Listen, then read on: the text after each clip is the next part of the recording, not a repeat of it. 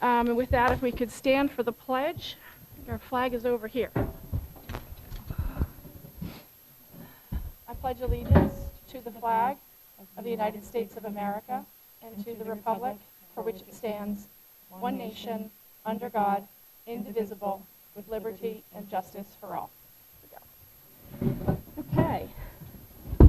Thank you, everybody. Good evening.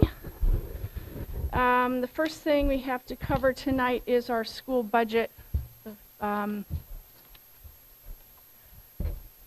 Let's see, approving our articles as we just read them or making amendments. Okay. Okay, so I'm not sure if everybody heard that, but what Esther was saying is if there are no amendments on our side, we can approve as a group, or we can make amendments and approve from there. Where did I put it? So, may I get, I have it. I'm just, where did I put it? I had it a minute ago. I can't find it. Anyway, okay. Would anyone like to make a motion to accept the articles, or do we have a motion for an amendment? I'll make a motion. I'll make a motion to accept the articles as written. Can I get a second? I will second your motion. Thank you, Rachel. Any discussion? Any further discussion today? No? Okay. With that, all those in favor? Aye? Aye. 1, 2, 3, 4, 5. 5 ayes, 0, 0. So that motion passes. The articles are accepted. And they will be presented on the ballot for the voters on March 7th. Okay, that's for later. Okay, good. Next, we will have a non-public session tonight at the end of our meeting. And we move on to approval of minutes. So the first one is the January 12th public minutes. Do we have any edits, any issues?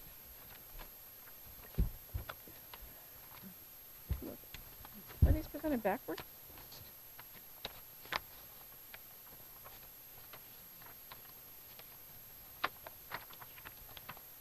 All right. Why do I just have non-public January 12th? That's what I have too. Hold on. Do you have public January 12th? January 19th?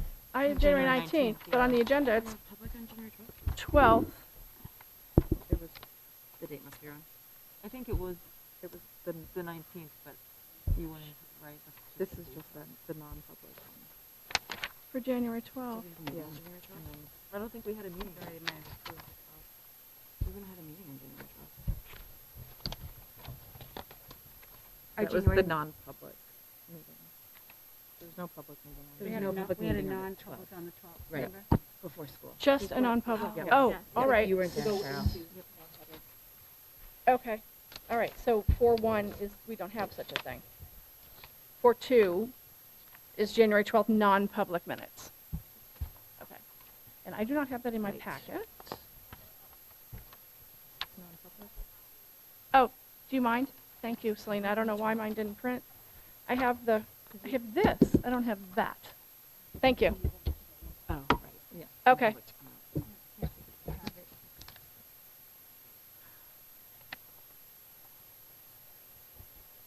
Oh, all right. This was a public meeting. And then went into non-public. I see it. Okay. Yeah, All right. you So have let's to go back. You have to open up in a public Yep. to go into And then close. Yep. Okay. Oops. All right. Let me fix that. All right. So let's go back to draft minutes for the public meeting on January 12th. Any adjustments here? Aaron, Margaret, Rachel, I'm present. You were not there? I was not there either. Okay. They look okay? Yep. All right. All right. Let's move on to the next one, and then we can see if we can group them. The non-public minutes that go with that. Any issues with that one? We have the right people present. We're good. Looks good. Okay, so we can move on. Let's go to January 19th, public minutes. Any edits there? I have edits on that one. Go ahead. In 4.4, I think it should read Ms. Everly noted that she would like to see anticipated funds to be used. She would see anticipated funds be used, added to, oh, yeah, I think you're right, would like to see. So we'll insert like to. Used, added to the financial report to help see the final number. Yep, that was the point. Okay. I have, in 8.1, Stratham is spelled incorrectly. It says for Stratham instead of Stratham, the number of, in the third sentence. Okay, yes? And in that same paragraph, it should say the positivity rate. Where's that? Line 2. Current cases per 100? Oh, right. Right, the positivity. Positivity. Good. And I think if you go 1, 2, 3, 4, you go line 5, Ms. Asbell commended. I think that's just a typo, not commenced. Commended. If we go into 8.2, line 3, third goal needs an action plan. Would you agree with that? That was your comment? Yes. Yeah, okay. Erin, she's saying yes, all right. In 5.1, we need Stratham capitalized in the bold, with Ms. Jefferson made a motion to move. The board agreed to hold a public hearing separate, not separated, separate from the budget on February 16th. And if we hop down to the not the last paragraph, but the next paragraph, there should not be any issues arising with the town using the space. It says arise.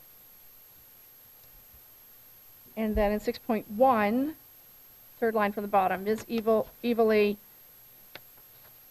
wait, Ms. Lucas noted they have not seen any of that quite yet. Ms. Evely, what? Oh, I made a note, but now I can't read it.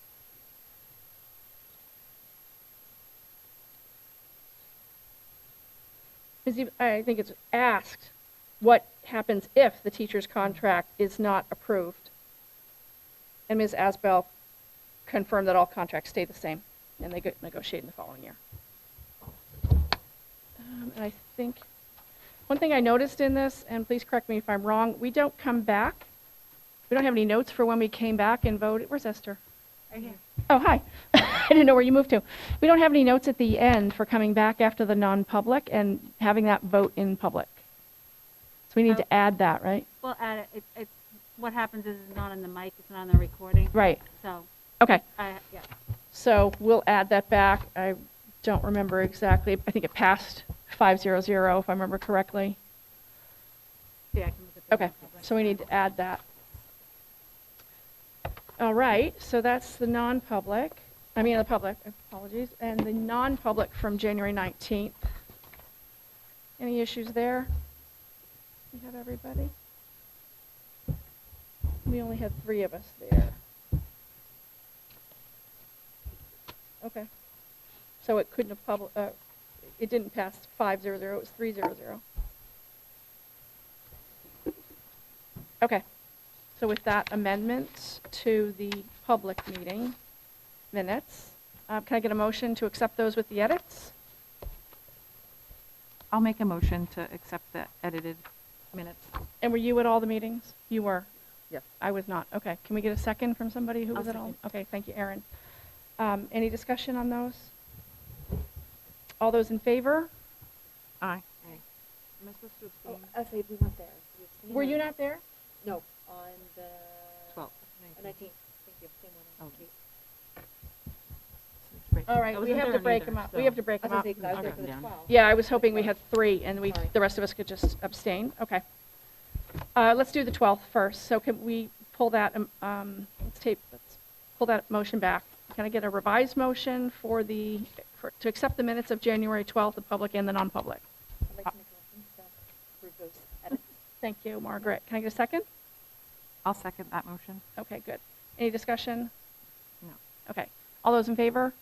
Aye. 1, 2, 3, That's okay. good. Opposed? And abstaining. Okay, so 302. And can I get a motion to accept the minutes for January 19, public and non-public? I'll make a motion to accept January 19th non-public and public minutes. Thank you, with amendments. With amendments. Yeah, thank you, Rachel. And can I get a second? I'll make a second. Thank you. Aaron, all those, you made that, right? Yeah, okay. All those in favor? Aye. Aye. 3, opposed, and abstaining. 302. Okay. Short work of those. All right, let's move on to board reports.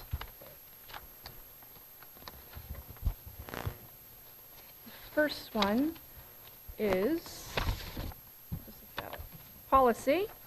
There has not been a policy meeting since we last met. Okay. We do need to look at DFA. There have been no changes. That's one that we review annually. So Okay. we should be able to vote on that tonight. Okay. Anybody have any issues, concerns?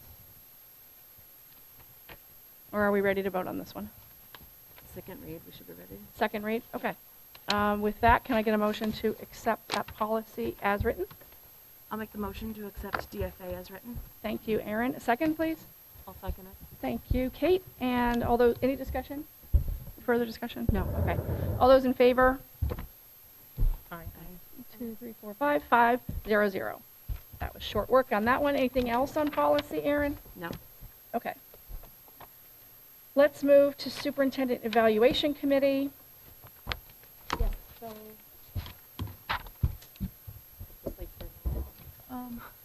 Okay, so there has not been a meeting since I've been appointed to the committee. There's been the emails that I've sent to the board, but at this time, there's no further follow-up. Okay, do we owe you feedback? Yeah, so if you are able to do it in the next day, that would be great. Okay. But the feedback needs to be delivered sooner rather than later. Yep. Yep. Okay, did you get that, Kate? Yep. You got it? Okay, Yep, so she- that would she just be absolutely did. Aaron, I sent it to Kate, her. and you did She sent already? it. She Okay, was good. on it. Okay, good. We will be discussing that later, I believe. Okay. Okay, Wonderful. thank you. Thank you. Do you know what their plan is for the mid-year? Like when it's going to be delivered? Yeah, The goal is on Friday. of this week. Uh-huh. All right, with comments attached. That's Yes. why, okay, fine. All Hence the urgency Okay. of the time. Friday feedback. Got it. Okay, next, Safety Committee, There hasn't been any meetings. There's no meetings till March. no update, okay. Financial reports and manifests. Do we have, oh, hi. I was looking for Molly. It's like, wait, Molly's probably someplace else.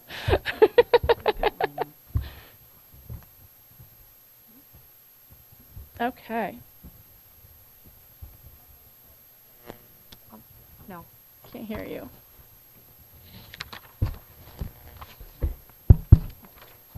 So at the last meeting, we had remaining expenses of $633,983. During this month, we've had additional expenses of $114,921. The major portion was the freezer installation and the substitute pay using the paras to substitute for us and some long-term subs. I'm sorry, can you say that again? I can't hear very well. Yep. It's Sure. on, I just can't hear you very well. So it's the additional $114,921 this month in expenses was the freezer installation, additional birch tree invoices, and the additional substitute pay, a long-term sub, and then paying the additionals to the paraprofessional to sub for the teachers. Okay. So this puts us, at this point in time, we're projecting an unassigned fund balance of $459,804. But as we all know, this point in time. We expect to see some additional purchase orders, which is included in that $459,804 of $182,409. And Kate will be able to speak to what those additional purchases will be. We also, after this was prepared for you, we hired one more staff member, so you will see that change next meeting.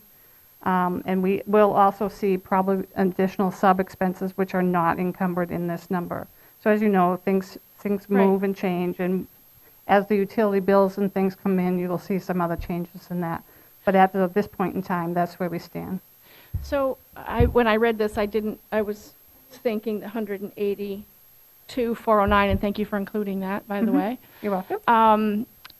I was thinking that that was incremental to the 459. So we It's- would net that out, but you're saying it's already reflected in the It's- 459? It is, yeah. It is, okay. Yep. All right. Okay, so the 182,409 reflects, well, Kate, you can say what it does reflect, but it doesn't reflect everything, right? It doesn't reflect utilities, it doesn't reflect these new salaries. Correct. Okay. Right. So Right. it's not, all right. So we do, It's known projected, but we have more. correct, Okay. right. I mean, as in a normal year, we continue to see more purchases and more things that come along. It's hard for us to narrow down the utilities and the plowing bills and stuff like that until we finish the winter. So it will Okay. change, but this is the best projection at the moment. All right. So Kate, can you speak to what's included? Or is there more that you wanted to say, Michelle, about? Nope. No, okay. And no questions? No, not at the moment. I mean, maybe when we get into the numbers a little bit. But I'm just curious about the 180. So sure, what I Two. did after the last board meeting, you sort of Yeah. wanted a better idea of things. I went through line by line and sort of the things I know are coming up that we may not have created PO. Some of those were as small as $2,500, others were up to $65,000. So that's where I got that $182,000 with, and that's literally in every function. So some of that Okay. is regular education, some of it is technology, some of it is professional development, some of it is facilities. A large chunk of that is facilities, and as you all know, like we're dealing with the freezer, we wanted the project in September or October, they're coming in May or April.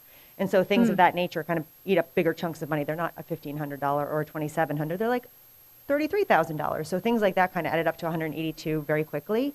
But in addition to that, things like the additional BCBA that we just hired or other ESPs are also larger ticket items that we're not going to put in there until we actually hire somebody because that Right. would be an inaccurate reflection. So it was, as you can see from my yellow sticky, about 19 different items that are going to total up to about $182,000 that I know for certain, and I know Okay. there will be unexpected other items that will come up to play between now and, the end of the school year. Okay, so if I guessed, we're probably going to land at about 350, I would think. I would be closer to 300 if you were asking 300, me, okay. but that would be my, And so that's about, I was thinking in my head like 2.6%, 2.6% of expenditures, so it'll be a little bit less than that because that was 336, so 2.4 maybe, yeah, I 2.3%. think that's about right. Okay, yeah, that's typical. Yep. All right. Any questions on the budget numbers and how we're running? No.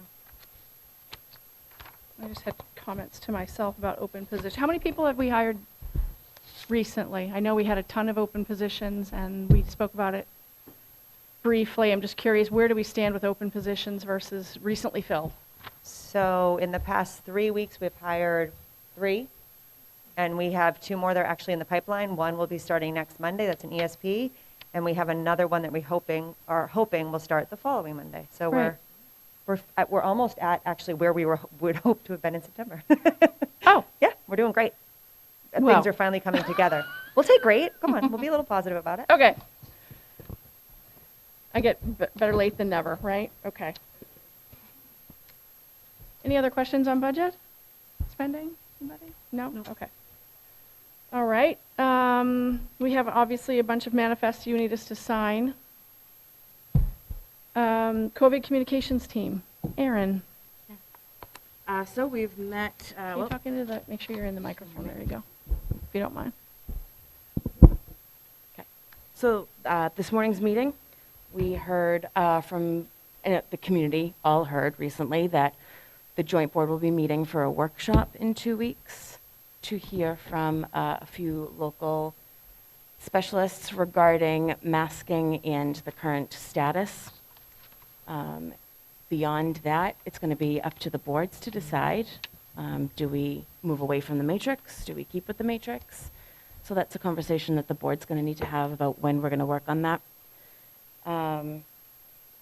We also talked about our local numbers have been going down steadily, quickly going down, in that there's a chance that, according to the matrix, we'll be out of the substantial community spread before the workshop that David is hosting for the board. So that's something to keep in mind. I'm sorry, say that again? So that's 2 weeks away? They think they Yes. might drop that much? There is a chance, yep. Wow. So this team meets every Wednesday morning. Right. At that meeting on Wednesday mornings, we look at the numbers. And if we fall below substantial, there'll be an email sent out that day to Yeah. go mask optional the following day. Okay. Okay. Is there any discussion, or are we going to have that some other time, about another recommendation from the SAU for a revision to the matrix? Is that something we're going to talk about later? So that's not part of The comms team. the COVID team, right? Okay, so maybe we'll touch on that later. Okay. Okay, that's interesting. Any questions for Aaron?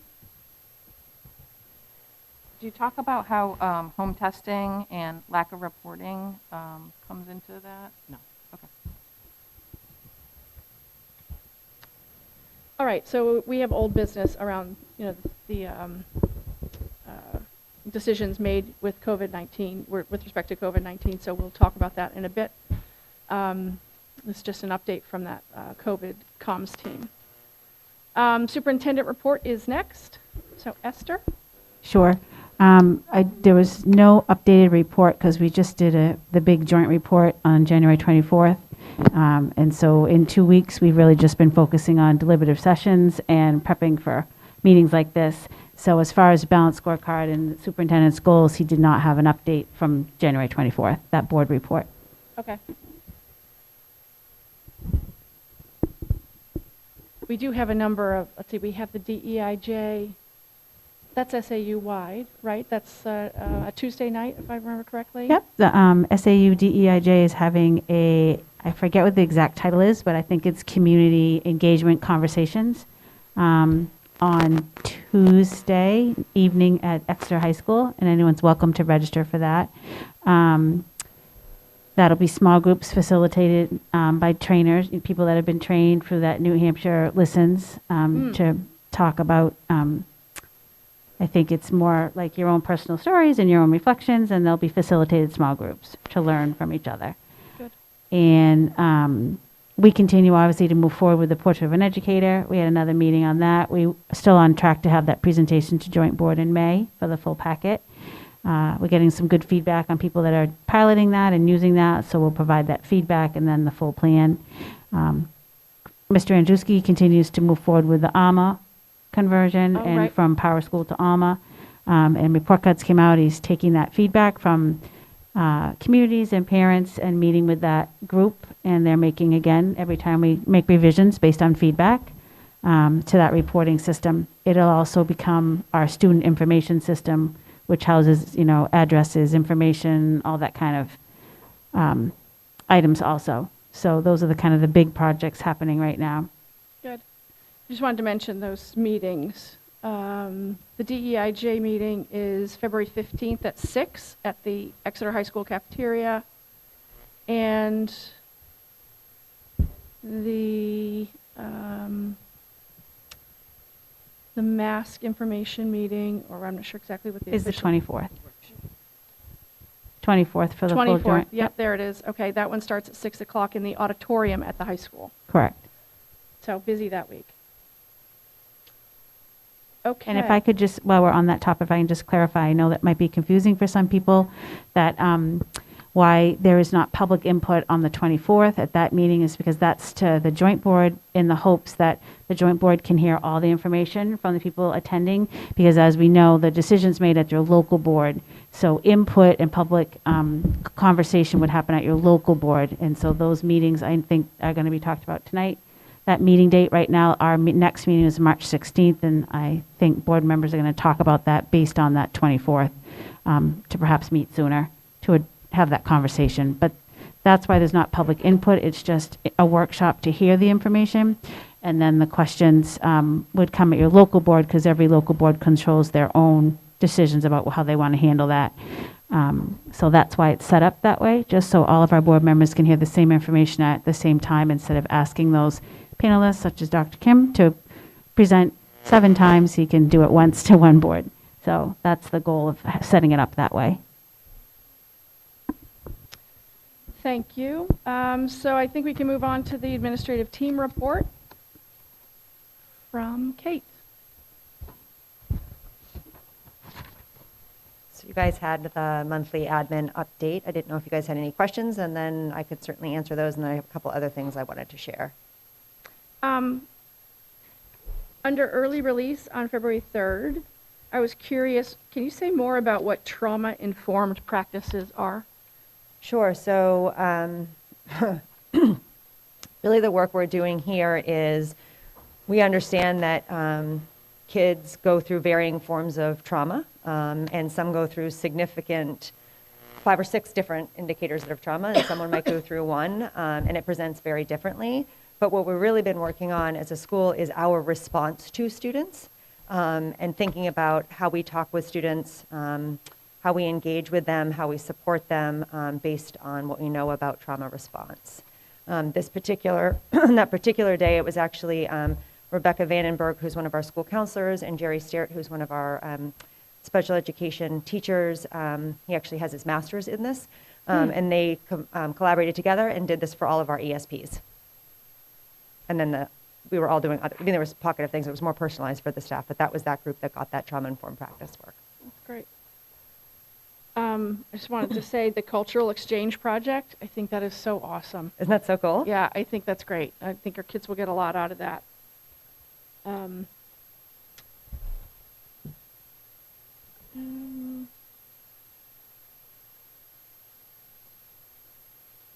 I liked your polar challenge too. I just don't have any comments other than I think that sounds like fun. PTO does a great job. Any other planning questions events. from anybody? Comments? Anything for Kate? Okay, pretty straightforward. So I just had 2 things I wanted to add that have kind of transpired since this was submitted last week for the board packet. One of them was just that I was asked about kindergarten enrollment at the last meeting. Right. We're about a month into kindergarten enrollment, and we have, as of this morning, 50 students registered for kindergarten for next year, which is actually right on par with what we normally have. Typically by June, we'll have about 70 in that ballpark, and then over the summer, we typically get about 10 more in there, in that range. Our sign obviously gives a sort of a time frame. That's literally just for planning purposes. Kindergarten enrollment, as all in-school enrollment, is open all the time. Yeah. It just kind of gives you an idea. It helps us plan and start thinking strategically about space and numbers. Right. But I had a Zoom session today with parents of a child who's at the Acorn School and will be 6 actually this May, and they're trying to decide, like, kindergarten or first grade, and so you have those conversations. So we know our numbers will change and flux over the next couple of months. Mm-hmm. But that's just pretty typical of where we've been over the last few years, except for last year. Yeah, except for last year. Okay. And then the second piece is at the last board meeting, I had mentioned one of the things that we've been talking a lot about is sort of how one of the environments that we've been unable to duplicate this year is the cafeteria. I talked about that with you guys and how that's, you know, our feeling about the skills that our students can develop in a cafeteria, in that environment of sort of a balance of preferred friends and non-preferred classmates, a little less structure, the social interactions, the navigating a larger space, all of those things that kids really need to have that exposure to. So I mentioned that we had been working with the STA executive board, talking with our executive board for the paras, and then working with Ann Walsh, who's our food service director, and Tim. It looks like we will be back in the cafeteria 1 grade level at a time. So beginning Monday, February 21st. And so Oh, good. we basically have 3 lunch blocks. So our first lunch block is kindergarten and 4th grade.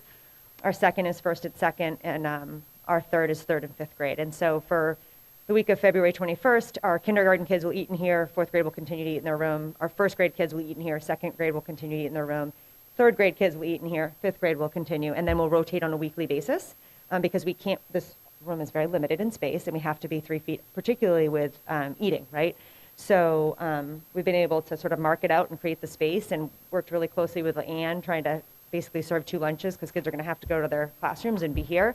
But it looks like the 21st will be our first day with kids back in the cafeteria for lunch. So those are just the 2 pieces I want to add that were not included in this. Good. Thank you. All right. Building committee, do we have anything on? Can I just say something? Sure. Thank you, Kate. I'm sure that that was an incredible amount of coordinating to take on.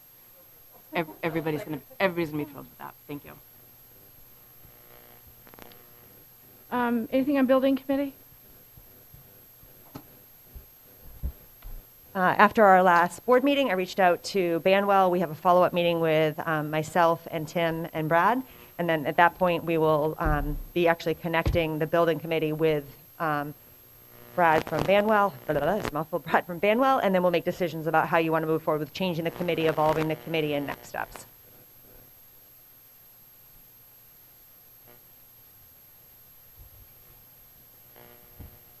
Okay. Can I ask a follow-up question on lunch? Yeah, we can go back to that. Sorry. My steps, it's good. Last year, what time in the spring did we eat outside in spring of 20?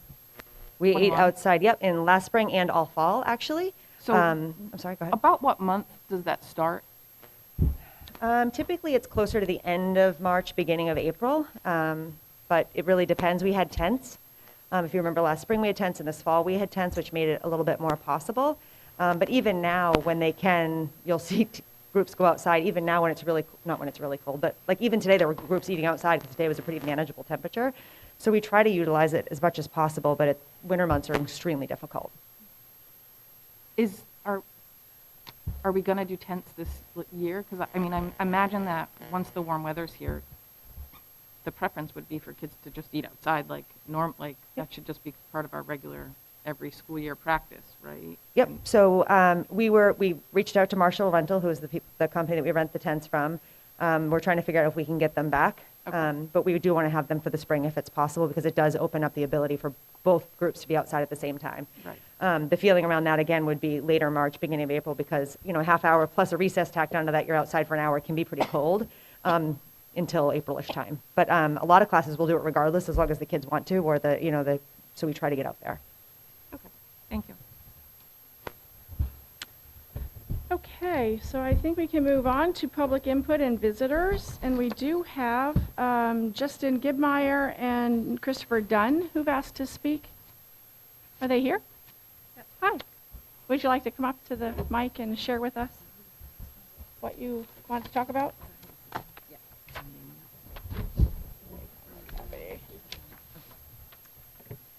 Yes, hi.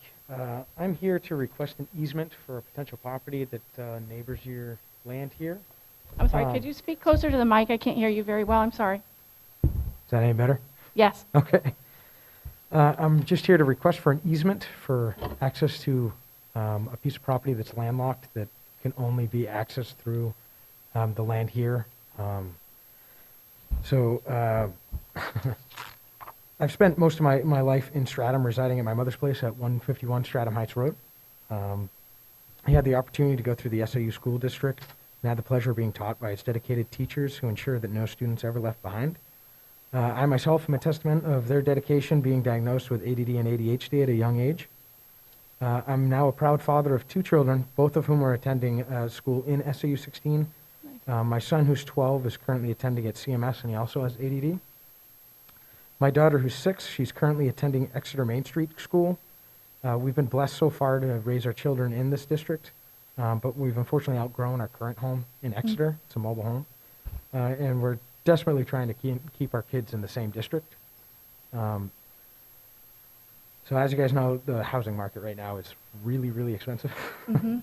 So this particular piece of property, because it's landlocked, has given us the opportunity to potentially actually stay in the district for a forever home. And realistically, we're hoping that we can have the easement granted so we can make it possibility for us to attend. With over 21 years of residency in Stratham from my family as well as myself as a youth, I just want to kind of stress that it's for a family that has roots in the neighborhood and the community. If approved, this is just going to be used specifically for my family's main home. The way that we would intend on using it is to access it through the already existing utilized utility easement to go through the main portion of map 18-106. and then through the additional annex lot that is owned by SMS of 18-040. I know there's going to be a lot of concerns with the land's use because it's so close to the school district. To address some of those, I just want to stress that this is specifically a request for an easement for only our family's use in the event that we do purchase the land. It's not for a blanket approval for everyone else that might be a potential buyer. The lot's only going to be used for our primary residence. There's not going to be any business that's going to be established now or in the future that would affect any of the usage for the school or any concerns in that route. The home will be host to my 6-year-old daughter, who would be attending here, and my 12-year-old son and my wife. He's hoping you guys approve this because he doesn't want to leave CMS. He's got a lot of friends there that he's developed over the years. Any changes in construction to the land or,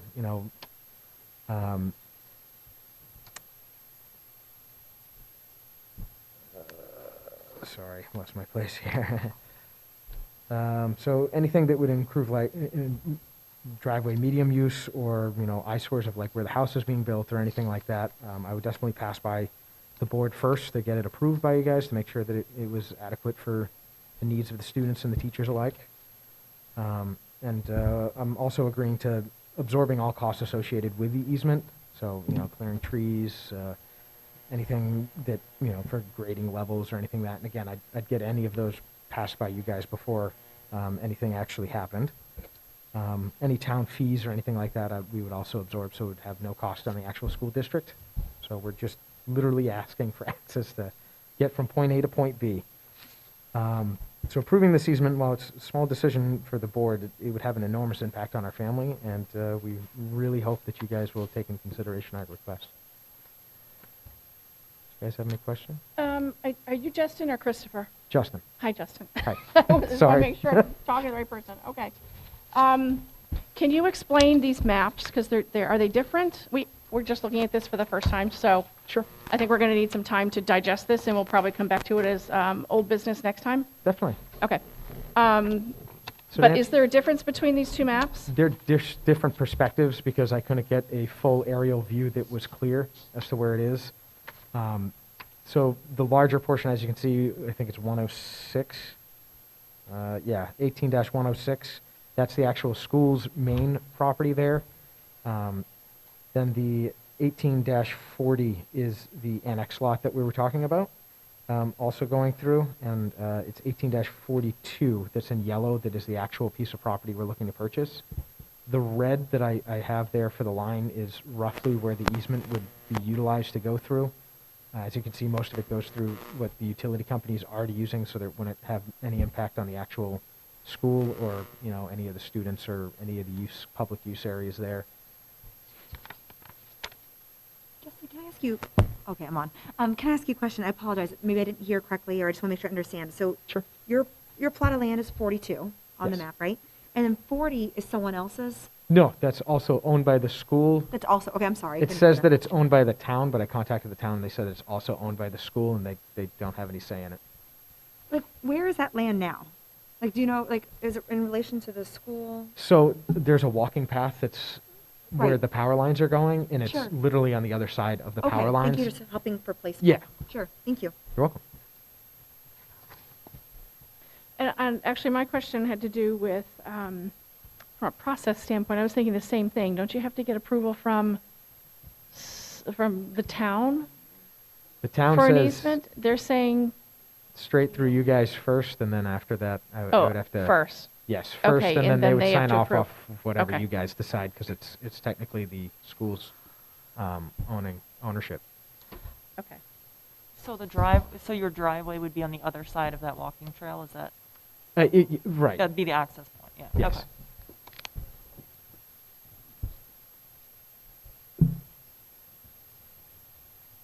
Trying to think about anything more. Other side of walking trail. Okay, any other questions? I think from a decision standpoint, we should probably digest this and come back to it next meeting rather than making a snap decision on it. Do you have any more Absolutely. questions? No, I just say I empathize for the situation that you're in. It's a brutal, brutal housing market, so, Thank you. yeah. Any other questions? it marked out, like, there's no markings on it now? I'm sorry? There's no markings on it now outside? Like so, on the like, land? we could No. actually walk We need it to go and see it. visually see Yeah. where Yeah, it is? the best that I could tell from when I walked up the trail to inspect the area, at the peak of the actual hill that's right there past the walking bridge, that seems to be, according to GPS, like directly across from where 18-40 would be, and then it would be on the other side of that the parcel of land would lie.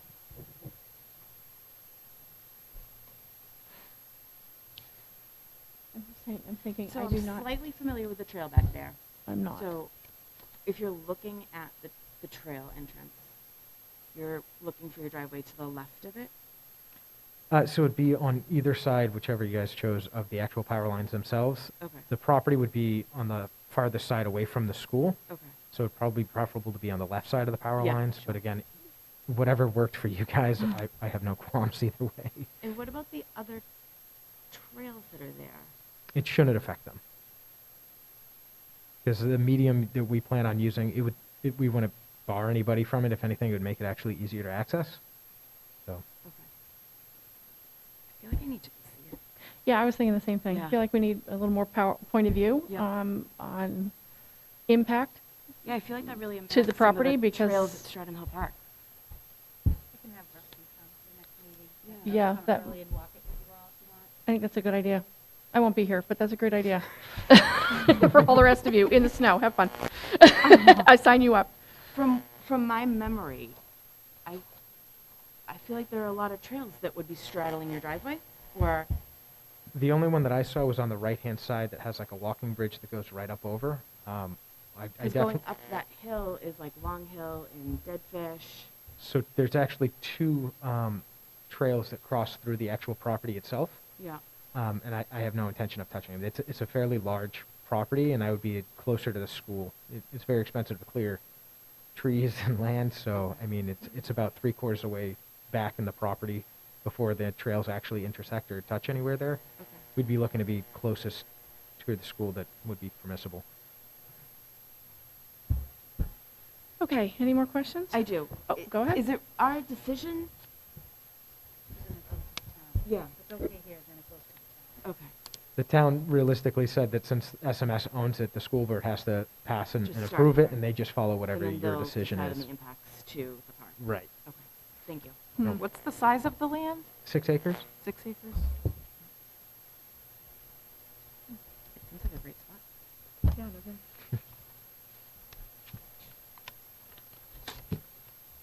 Any other questions? Is your contact info on here? I can add it. Yeah, I think it might be helpful if you wouldn't mind sending your contact info to the board members through our SAU accounts. Definitely. Yeah, because there might be follow-up questions. Yeah. Okay. Great. Thank you. Any other questions? No. Okay, thank you so much. Thank you. All right, so any other, oh, I do have a list. Sorry. Was the Christopher done too? That was. Oh, is Christopher part of that discussion, the same discussion? You don't know Christopher Dunn? Okay. Esther, do you know Christopher Dunn? It's a real estate agent I was told was going to come Okay, Oh. to be part of it. okay, fine, all right. So we do not have Christopher Dunn to hear from tonight. Okay. So I have a sign-up sheet from the group here tonight. Julie Lacasse, you are my first person. Will we be doing a timer, Sharon? Oh, would you mind? Okay, hold on, just one I second. mean, I can do it, but, No, I'm happy to. Let me just. Wait, just one second, please.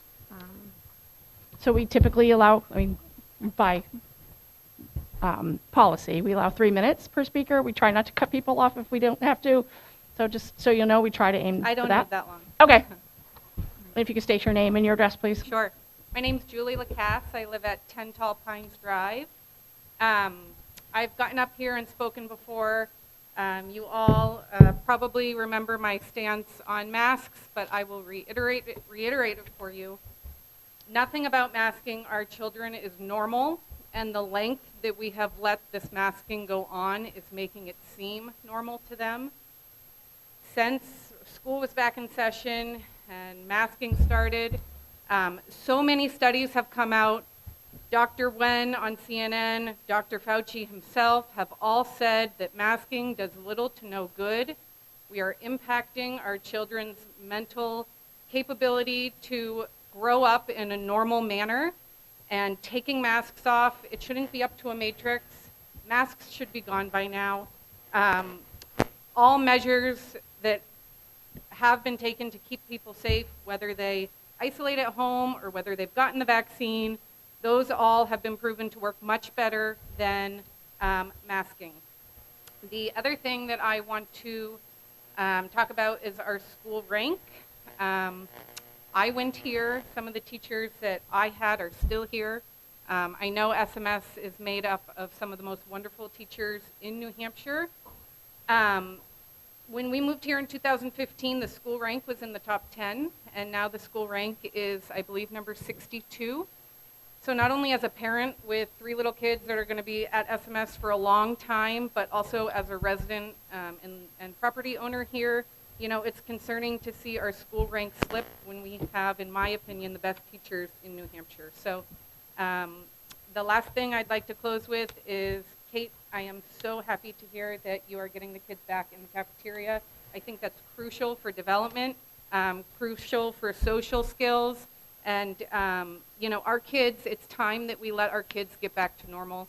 We've gone on with these charades long enough. Thank you. Thank you, Julie.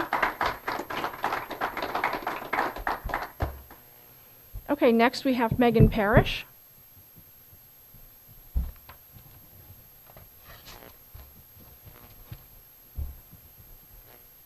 Hi there. Can you hear me okay? Hi, Megan. If you don't could have just come a little bit closer because it doesn't pick up that well. Okay. Julie's you. really good at that. I'm not really good at that, I guess. In November, Carissa made a motion to allow parents, visitors back in the building. It was voted down, and the reason for that were the upcoming holidays. There have now been 2 meetings since then, yet that has not been revisited. That would be a step toward normalcy. I'm happy to hear that kids are going to be coming back in the cafeteria. I was hoping, though, that, you know, we could get them in sooner than that, or maybe that we could do it on more of a regular basis. I recently found out that some kids are eating on the floor due to spacing. I don't know if that's regular practice or if that's just once in a while, but I've heard from multiple moms in the 1st grade that kids are eating on the floor.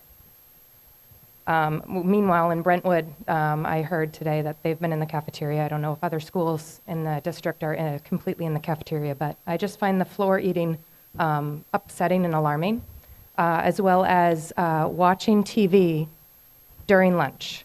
Some moms have said that maybe this is because when the kids aren't wearing masks, that help practice mitigate spread when they don't have masks on, so that they aren't talking to each other. I don't know if that's true, or I find that really concerning. So shutting the TV off and getting all the grades back into the CAF would be a step toward normalcy.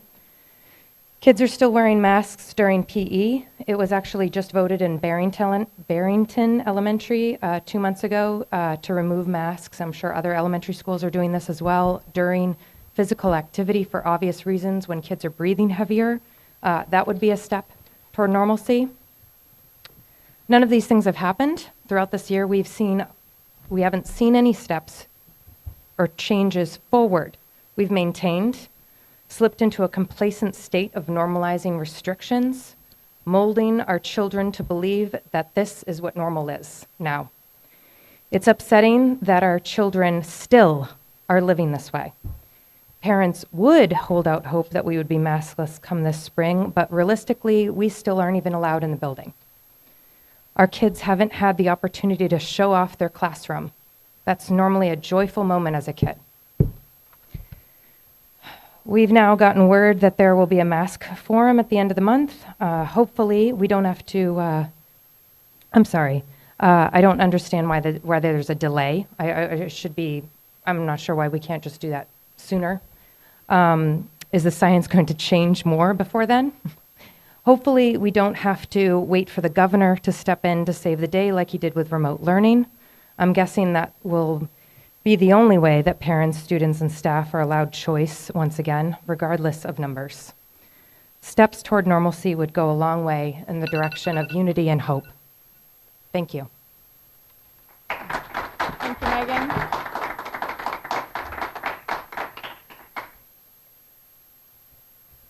Next, we have Michael Morton.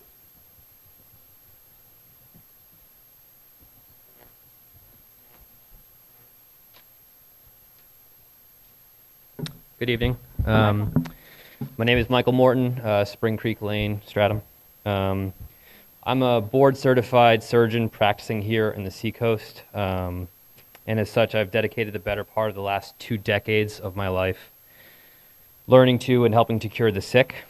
I've come to a few board meetings over the past year, which is a new experience for me, and I've watched a number more online. But to this point, I haven't spoken publicly. However, circumstances being what they are now, I feel compelled to do so to advocate for my daughter, who's currently enrolled here at SMS, my son, who will be next year, and the rest of the children of this town who are powerless to speak for themselves.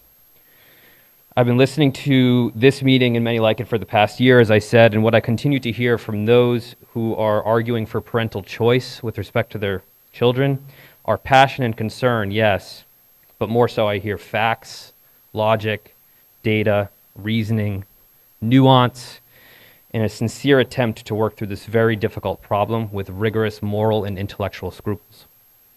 Far too often what I hear from those who disagree with us are feelings, emotion, fear, anxiety, uncertainty, and repeated appeals to authority. I do not deny or diminish these feelings. To the contrary, I respect them and I empathize with them very much. But at some point, those manner of arguments simply aren't good enough anymore, and I believe that point is now. Cases and hospitalizations are declining precipitously in New Hampshire and as well as the nation at large. Immunity is high, and the data with respect to children are clear and have been for quite some time. I'm not the first person to point this out, and certainly I won't be the last. COVID-19 is a serious disease, but it disproportionately affects the elderly and the infirm. It's worth quantifying just how much that is the case. The risk of death from COVID roughly doubles with every 7 years of age. This translates into the risk of a nursing home resident being 1,000 to 2,000-fold more likely to die from this disease than an elementary school child. While every death is tragic, and certainly an innocent child is the most grievous example of that, we have to account for this monumental difference when making public policy.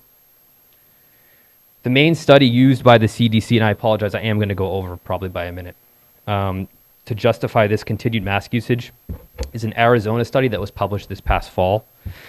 The conclusion from this study was that schools without masks were approximately 3.5 times more likely, without mask mandates, were approximately 3.5 times more likely to experience an outbreak than those who did have mandates. But it was fraught with flaws. Beyond the standard arguments of it not being randomized, not being controlled, not being representative, and being purely observational, there was gross issues with their methodology.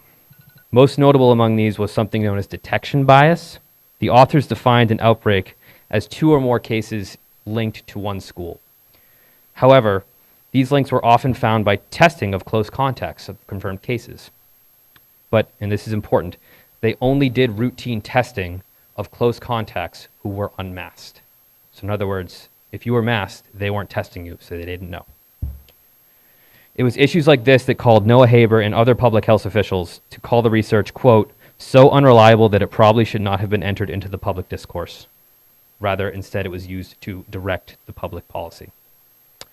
On that note, I mentioned earlier about appeals to authority. The reason this is a logical fallacy, beyond the fact that it is antithetical to the concept of science, is that all that it is required to refute it is to point out to someone else or some other organization that disagrees with you. Can we wrap up? You're getting. I'm almost done. All right, thank you. For example, while the CDC and various public health experts in this country continue to recommend masking for school children, they have the exact opposite approach in Europe. And in fact, there are only 5 other countries in the world, in the Western world, that require masking school children. While the data justifying masks for children are questionable, what is more certain are the harms. Increases in childhood suicide by as much as 50% in girls, difficulty with language development, lost education, anxiety, depression, and perhaps most pernicious of all, the conditioning of our children to think that their fellow humans, and indeed themselves, not as neighbors or friends, but as potential vectors of a deadly disease from which they must hide. While I can only speak for myself, I assure you that those of us in favor of parental choice are not monsters. We are not indifferent to human suffering. We do not wish for children and teachers and staff to get sick. This is not our argument. Our argument is that an honest analysis of the data show that masks are a suboptimally effective tool being forced disproportionately on those at least risk, despite the obvious and at times severe negative consequences. And the longer we as a society continue this manner of restrictions to make us feel comfortable today, the more we will regret it in the future. Thank you for your time, and I apologize Thank you. for going over.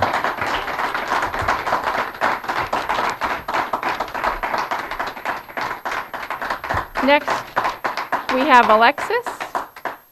Sorry. Morton, is it Morton? It is. Okay. I'm with him. Okay. We're long-winded. I'm really sorry.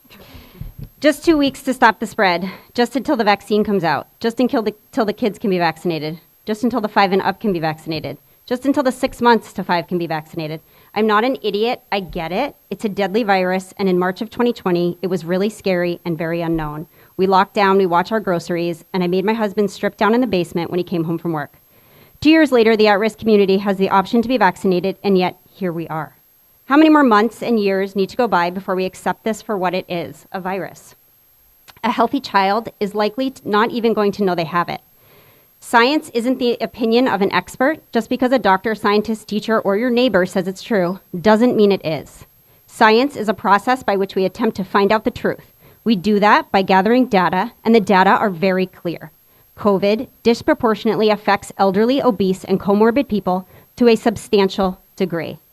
Let's talk about the population we're masking. CDC data show since the beginning of the pandemic, children ages 0 to 17 have had 770 deaths involving COVID, most having comorbidities.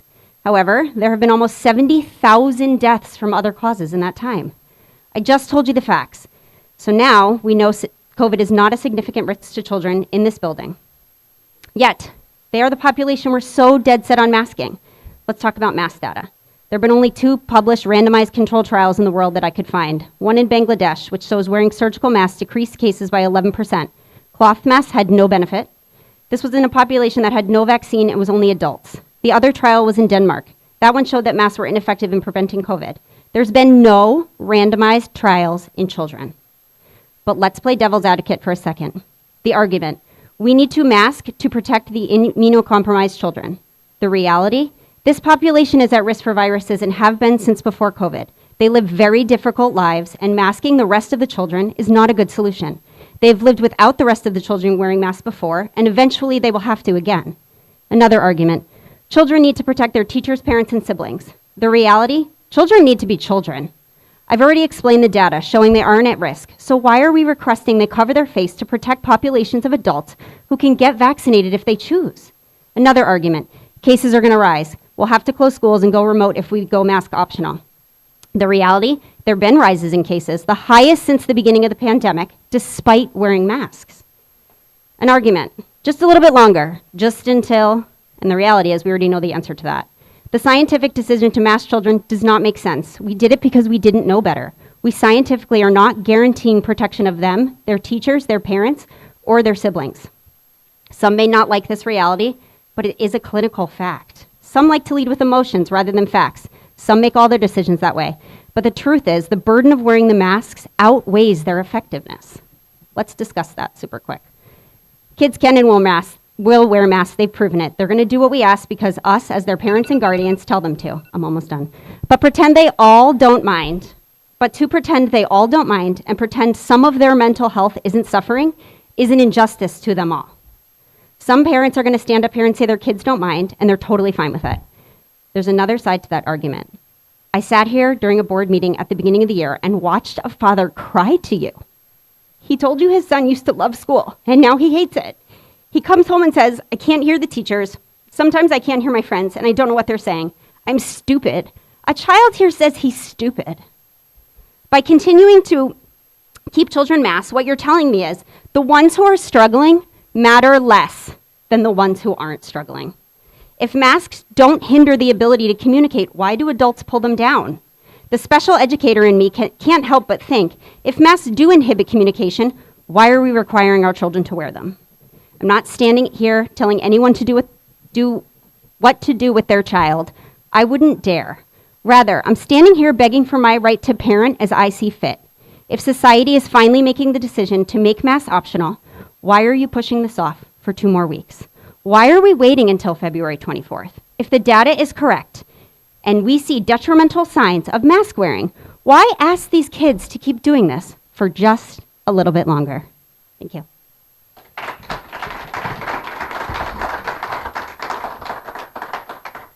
Thank you. Jennifer Scrafford. Is Jen here? There she is. Yeah, I appreciate so much everything that's being said tonight. I know Julie coaches basketball, and we coach these little, healthy, beautiful kids. They run up and down, up and down, up and down. They're like wearing these masks, and it's crazy to watch. It's crazy. And I think as a parent, what I want you guys to do as the board is to be really invested in this issue too. You know, we just heard a story. I mean, I could give you a story too. Every parent in here could give you a story of when their kid comes home and says, like, my teacher can't hear me, right? I can't talk. I have this rash on my face.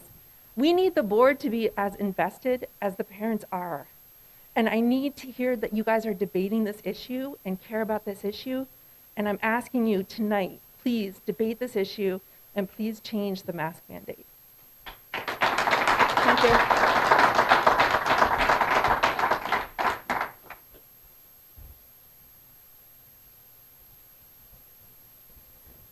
Next, we have Daniel Kim.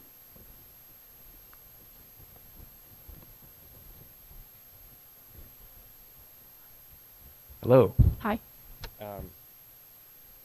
I think there's a lot of support for normalizing our kids' lives at this point.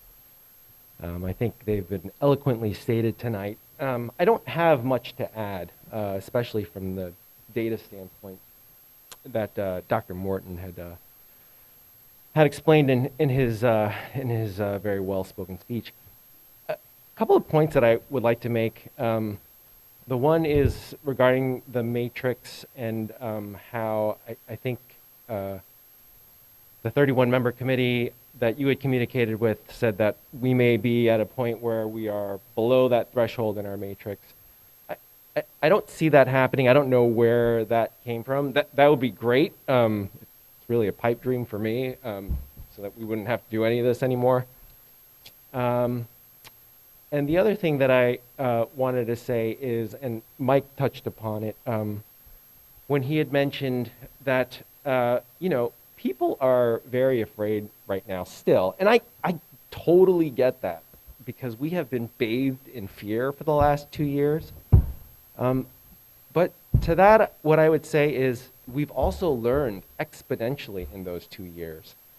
And it is really, our interventions have to be proportionate to the threat. And right now with vaccines, boosters, and we really do know the minimal risk. I mean, it was a floored risk for kids pre-vaccine, and you've even minimized their risk even more. I'll just say one thing, right? So the risk of a vaccinated 40-year-old from having a bad outcome is the same as a high school 16-year-old who is unvaccinated, right? So if the vaccinated 40-year-old can go to a Bruins game, a dive bar, why are our kids sitting on the floor, facing away from other kids at lunch? Why are they masking? All of these logical inconsistencies is partly what brings me here, but also, I think we should just all come from a place that we're just all trying to do the best for our kids. And if there is still fear, Kate, among staff, faculty, whoever in the school, I'm happy to talk about risk numerically and sort of put everything in context with other risks that we take in our lives. Yeah. So, and the one last thing I would say is, I do think the matrix is outdated, right? It's no longer relevant. We have vaccines. Those matrix were done pre-vaccine, pre-booster. I just got one last thing to say. And because of that, it's flawed, and it is confounded. And so because of that, I would ask that you perhaps maybe move tonight to vote on, perhaps a different masking matrix, which I would suggest one-way masking with high-quality masks for those individuals who still want to wear masks. Thanks very much. Thank you.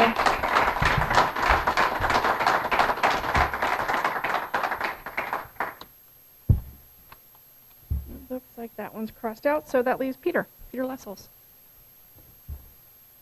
Unless anyone else wants to add their name to the list after Peter, that's it.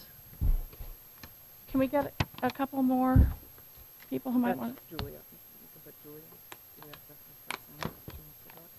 Julia. Oh, good, electronics. Here. Oh, no, I'm not putting it.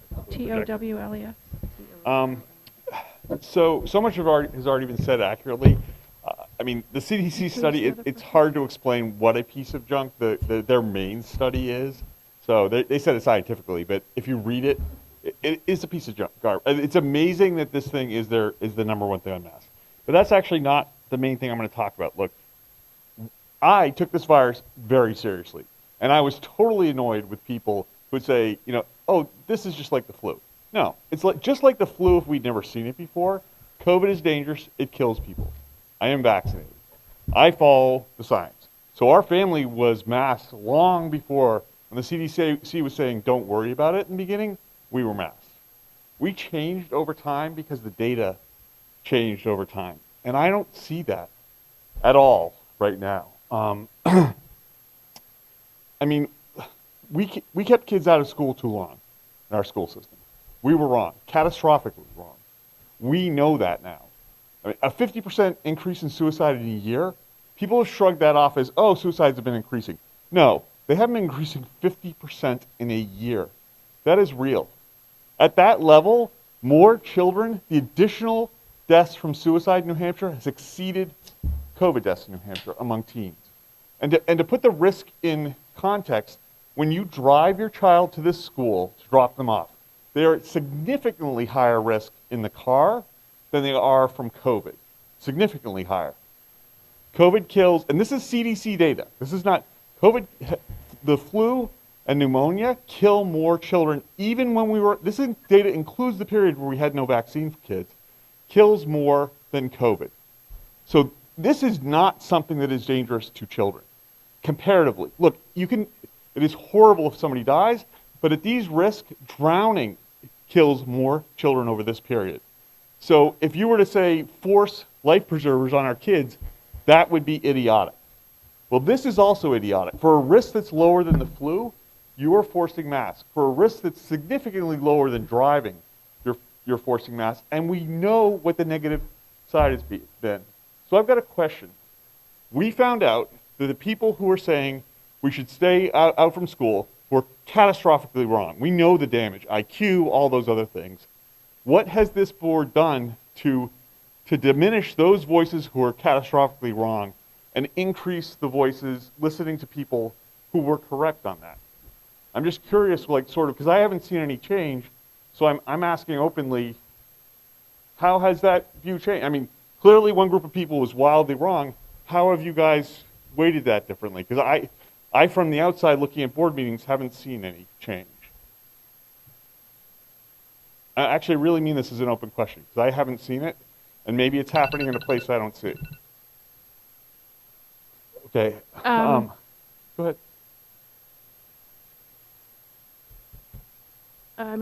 I have my opinions, and I'm not sure how much to share, because we don't share it at the board meeting.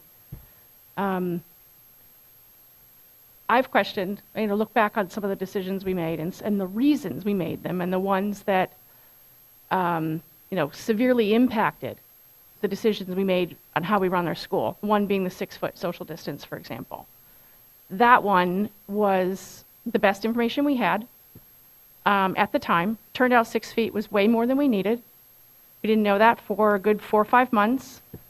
And we had the people we were relying on for recommendations, the CDC and the Department of Health, starting to diverge in their point of view. And that one decision almost by itself forced us into hybrid mode because we didn't have enough room, didn't have enough teachers. So I look back at those decisions and say, you know what, that was not good information, that was not good information. And I question. That's my point of view. I'm actually not questioning But the we board- don't debate it board. here. You know, we make decisions as a board, you know how it goes.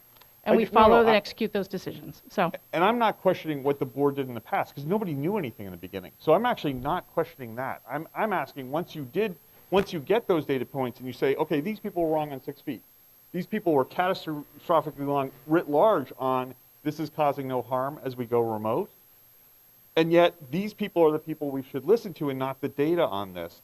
And if you believe in masking, okay, which I believe in masking, there's a reason medical professionals use masks. I don't believe it has any impact because of the studies on kids in schools, but if a teacher is immunocompromised or is concerned, learn how to properly wear a KN95. If a child is immunocompromised, have that child learn. But the idea that you will keep kids, under the idea that you have an immunocompromised child, therefore you have to mask, that means you're masking forever in the winter. Because that child is at higher risk from the flu than they are from COVID. So therefore, under this logic, this is a yearly thing. And I just want you to think about it because the damage being done is real. I mean, it's not just the mental health and the suicide. There are a lot of other damage, and that seems just to be not taken into account when numerically it is far worse. And that's a minor part of I mean, not a minor part. That is major, but there's so many other generalized damage to our children. Thank you. Thanks, Peter. Okay, so I saw 2 hands. One is Julia Tolles, and who is the other person? Oh, hi, James. Okay, James Bolton. You'll be up next. Good Okay. evening, Hi. Julia Tolles, Vanessa Lane. First, I would like to thank all the parents who have come to the meeting tonight. The December meeting had 2 sets of parents, so exponentially, hooray. I have 2 requests of the board this evening. My first request is the same request that I raised in November, and that is for allowing visitors, specifically parents, to resume being able to re-enter the school. At a time when our teachers are continuing to perform heroic tasks with our children, we hear how tired they are, we hear how burnt out they are, we've heard how near impossible it is to find paras, subs, and other educators to come in, to the point where we've had administrators teaching classes as opposed to their own duties in an effort to continue to support our children. Some of our children are being pulled from academics to support their teachers with in-room activities because they don't have the support that they need to fulfill those duties because they don't have other support mechanisms. Children who we've heard are already lacking in academics and who actually need the time studying as opposed to cutting flashcards for their teacher. Parents have been eager to resume in-person connections with their kids.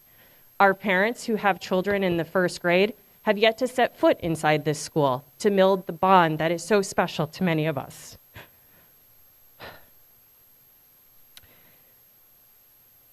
COVID has been the concern has been one of the reasons cited for allowing the parents to come back into the school. As I raised in November, there are many options. I'm sure parents would be happy to negative test before resuming and coming in to help and give the support needed.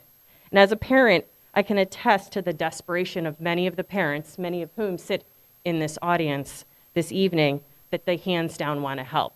Stratham is a community of helpers. We will find ways. We will support families who cannot find the ways. We are and we do come together. And I request the board, please, consider this tonight in allowing parents back in. My second ask of the board this evening is like many others before me, so I won't rehash many of the more eloquently stated points. Cases are coming down steadily and quickly. Vaccines are of access. So my request to the board is please consider reviewing making masks optional tonight. The 24th, while a workshop and while more information, as Dr. Kim's and other doctors in the audience have cited, that science is not going to change. Therefore, please consider it this evening and have a good, open debate and discussion. Thank you.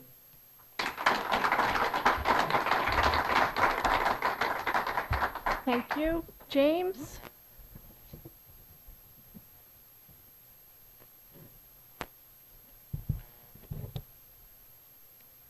I'm James Bolton, Rollins Farm Road. I had a few things that I wanted to, that I wrote down just while listening to everybody. Kate, thank you for getting the kids back in the cafeteria. I agree with whoever else said it. It should have been sooner.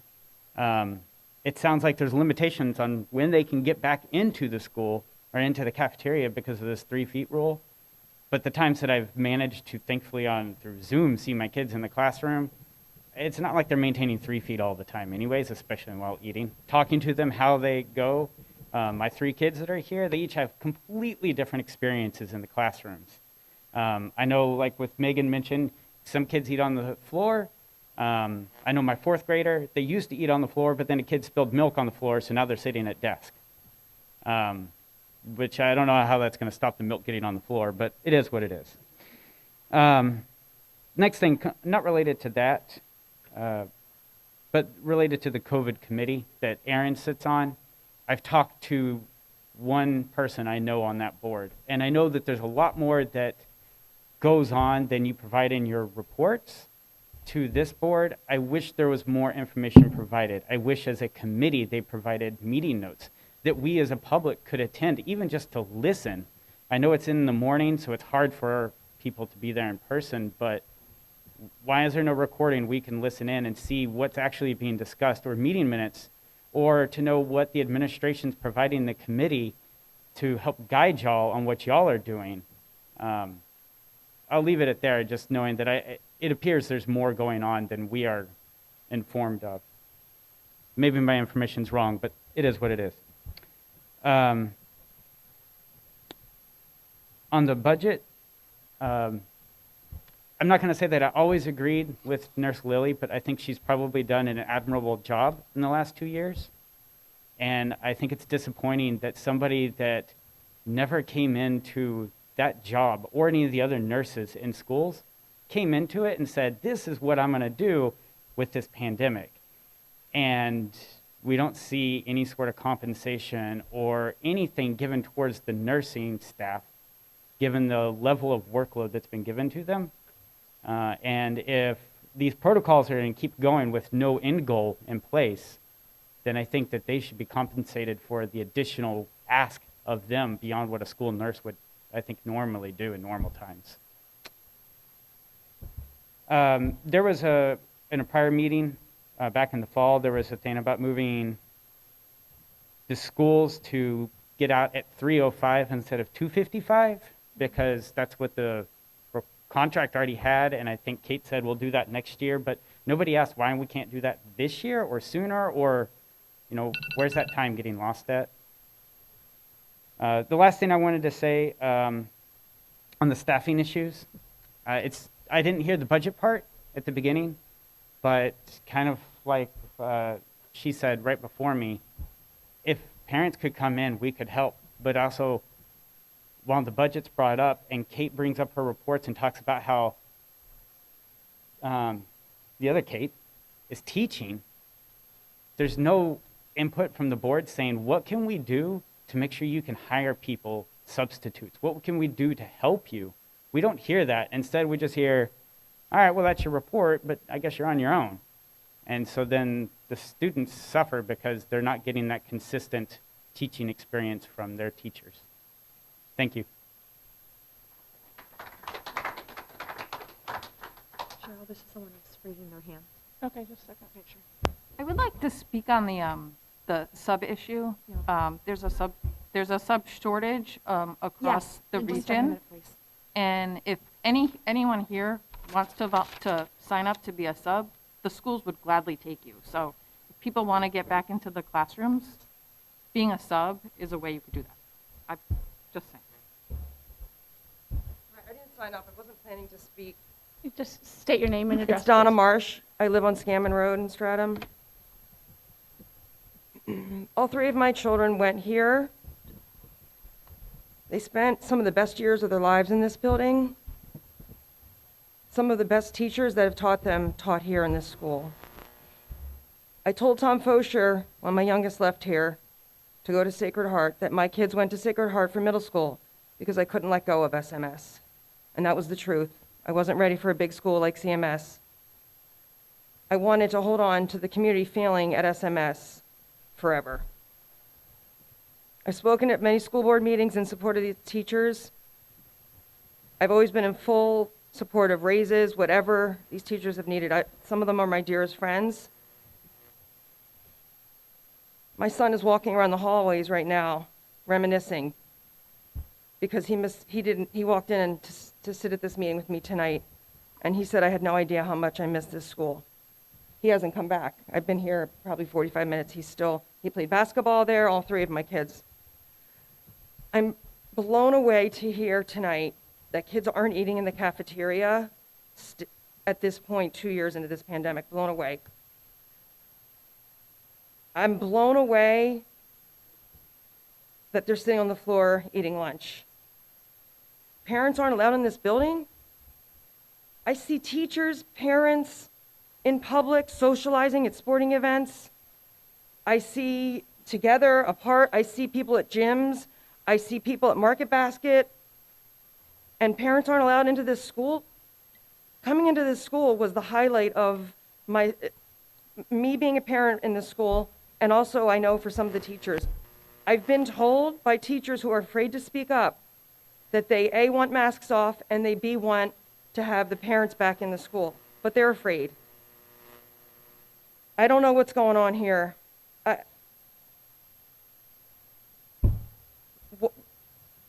Why can't they be in the building, the parents? Can someone answer that for me on the school board? We voted not to have visitors at this time. Why? Because we're heading into the holidays. The kids weren't vaccinated yet. They hadn't had the opportunity to get vaccinated yet, and Omicron was just starting.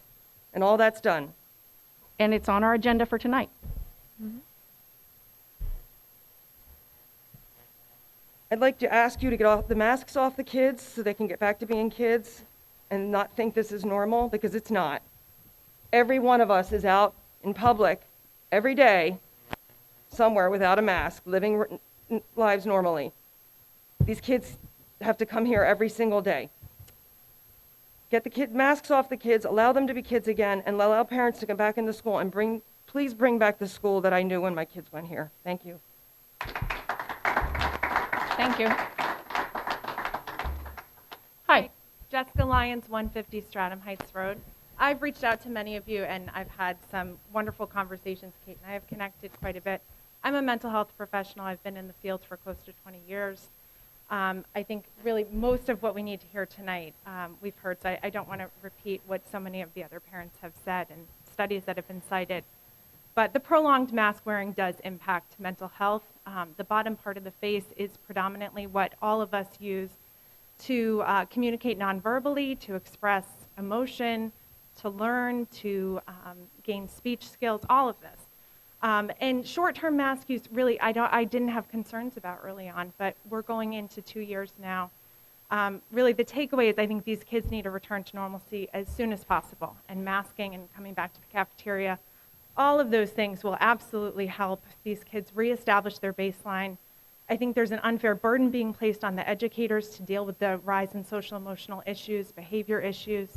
So the sooner we can get back to this, the better. I am concerned that if you wait until the February 24th meeting, I really truly don't believe that you'll learn anything new.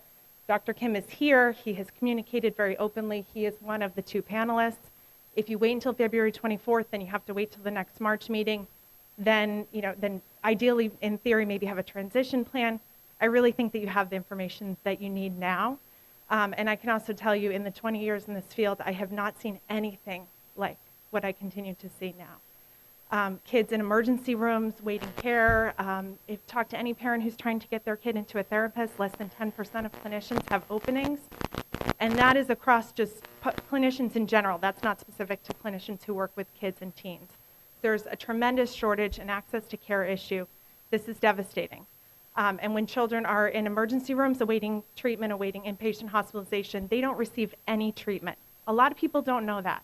If a child presents at the emergency room, which is happening all the time in our community, they are in a room, typically with a security guard posted outside and no windows, and they wait there for days on end to either return home and then ideally try to find treatment or go into an inpatient facility. So bottom line, I really think as soon as possible, a return to normal will only benefit this community and our children. Thank you.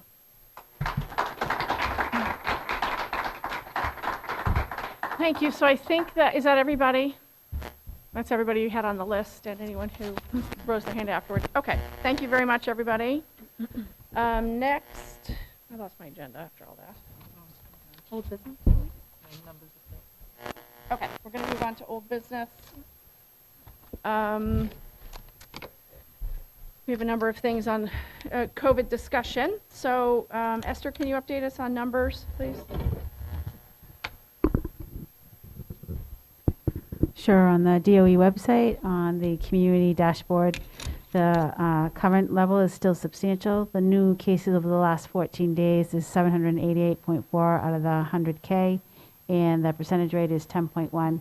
I would like to note that last time, I have the notes here from last month, we were in substantial, but it was 2,624.7 for the 100K, and the percentage rate over the last 7 days was 22.2. So clearly, there's a dramatic drop in the month that we've seen since the last board meeting. Okay.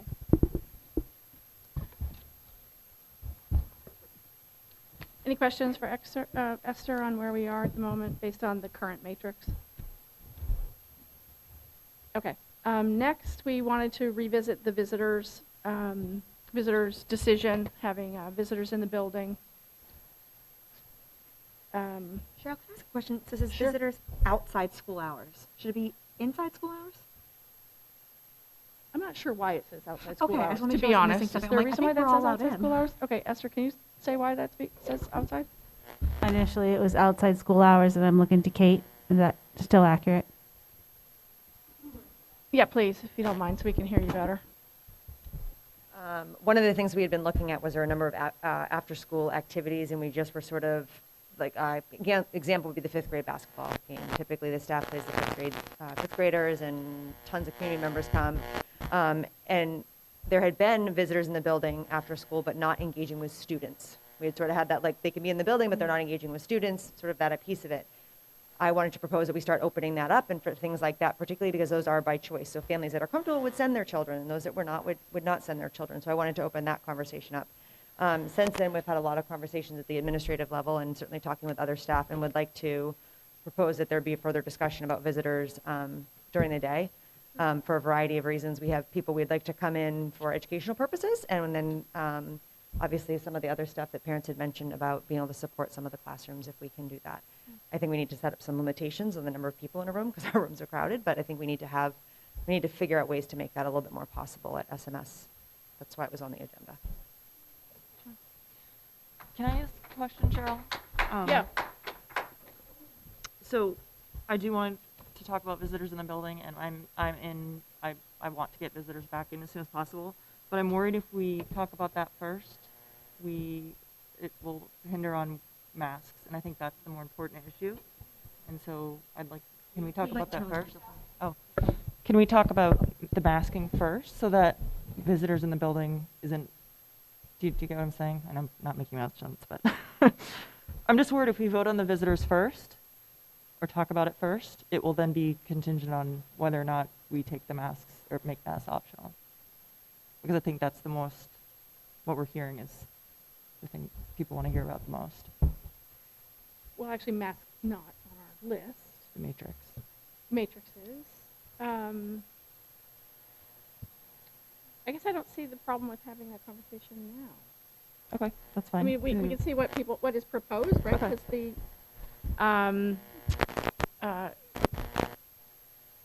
do we need a motion to make a change? Somebody needs to propose something, and then we can discuss it. Right now, the current the current decision is no outsiders during school hours, right? Okay. Would anyone like to propose something else? Make a motion for something else? I'll so make we a can have a motion. conversation. Sure. I'll make a motion to allow visitors in the building. I'll second your motion. Any caveats on that? Is that open to anyone? No, I'm asking Kate. It's her motion. Sure. Effective, do I need to put a date on it? You can put a date on it. I meant, parents, all visitors, I'm going to leave it at No. visitors for now. all visitors. Okay, effective. Why don't you put an effective date on there? Monday, February 14th. Okay. Anybody want to second that? I'll still second it. Okay, so we have a second by Rachel. Any discussion here? So I know, again, I apologize, I was not at the last meeting, but I know, again, I believe, can you guys hear me? Okay. I'm going to pull that a little bit forward. Oh, right, just what I like to do. Okay, so I know, again, I believe it was November, I think, as Julia said. I think the main impetus was like, let's just get through the holidays. We're all doing the best we can, right? So I think now that we're on the other side, Kate Lucas raises a good point. It's like, do we just allow it to go back to, status quo, like the way it was pandemic? I think we definitely want to get parents back in the building. Like, I'm supportive of that. However, yeah, I don't know. I guess I have a first grader, right? So I don't know how it was pre-pandemic. Is there like amount per day? Is it how many bodies are in the classroom? I guess I don't know what the status quo was before the pandemic. And if we do open up to parents, which I think is a great thing, is there any standard or anything for how to put some kind of, I don't want to say guardrails on it, but just so it's not like buck wild? And can I ask Kate Lucas that? How it used to be? How it used to be, and then if there's anything that we need to be aware of, whether it's New Hampshire Health and Human Services or anything about like extra bodies in the building or something like that. So I can't speak to the Department of Health and Human Services Sure. or the CDC's guidelines when it comes to visitors in the building. What I can tell you pre-pandemic, it really was, it's not a free-for-all. Parents don't just show up and walk into classrooms because that's disruptive on every level regardless. But it's certainly like a teacher sends out an email and says, hey, I'm looking for parent volunteers for reading on Tuesday mornings. Is anybody interested? And any parent or caregiver that was interested would then nurse right back, yeah, I'd love to come in and be your mystery reader at 9:30 on Tuesday morning. There were other times when it was preparation for a larger project where they might say, hey, we're preparing for Immigration Day and we'd love as many parents that could come on that day to support us, and we'll be outside to do that. Painting or building or something of that nature.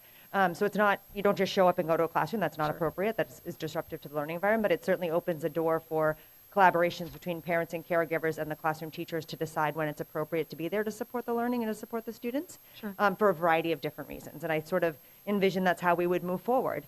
And I think about, I don't think we're in a place where we would say, we're preparing for Immigration Day, we need 7 parents in the room, because that really is crowded and we want to be respectful of space while that's still one of our mitigation factors. But I can certainly see teachers, and I know we are looking to bridge that. How do we continue to sort of increase that involvement and that relationship? So I don't have a ton of suggestions to make. I think we would look at just the way we did before and really talk about when it's necessary, how it's supportive, when it is appropriate, and work from there. And can I ask one other question, if I may? So visitors, I know the term visitors, I think a lot of us are thinking parents, right? The people, you want to see your kids, see the classroom, what have you.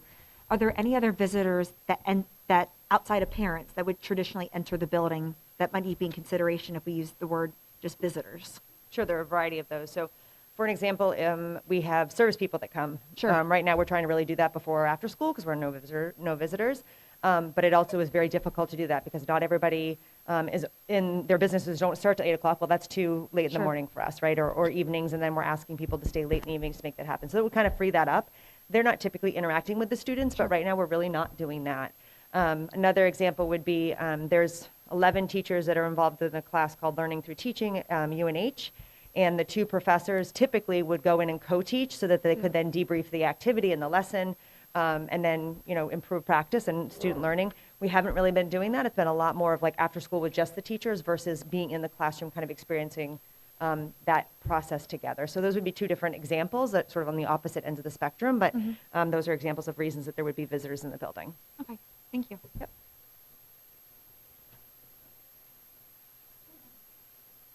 So I'm going to just throw this out there. I would think that if we had visitors in the building, they're adults, and that they would have to follow the same kind of rules that the other adults in the building have to follow. So if the teachers are wearing masks, then the visitors wear masks as well. They're adults. It's a different situation. We kids separately from children. I mean, kids separately from adults. They'd have to follow just the matrix that's in place that everyone follows, right? Is what we're essentially saying. I'm not sure what you mean by matrix. That word is a little bit loaded. What do you mean? Well, mask, I mean, the reason kids are in masks right now is because we have a mask matrix, right? For children, right, for but children. that's not why the teachers are wearing masks. The teachers had to wear masks before we had a matrix in place. Right. Esther? I'm pretty sure that it says everyone. I'm double checking. Yeah, yeah.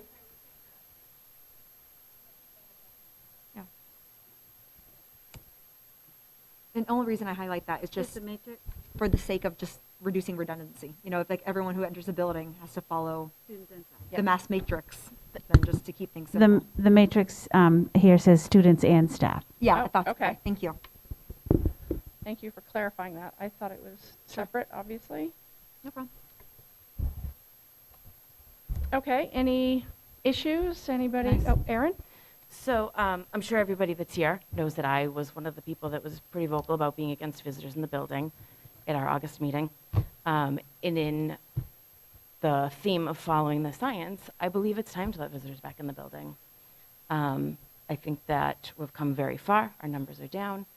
And it's a step in the right direction to starting to get back to, I don't know how long it will take to get back to pre-COVID life, but I think it's a step in the right direction.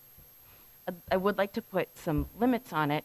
So my support, I would like a limit of, or the guidelines of 3 feet of space expected from parents to children, just like the students are supposed to be trying to maintain. But I think we can ask parents to be, or visitors to be the responsible parties to maintain 3 feet. Possibly limiting the number of visitors in a specific room or in a specific space, and put guidelines on that. But I do support getting the community visitors, parents into the building. Kate, can I ask you a question about how in the past you, like, so when a teacher sends an email with a Sign Up Genius to sign up for centers for the classroom, now,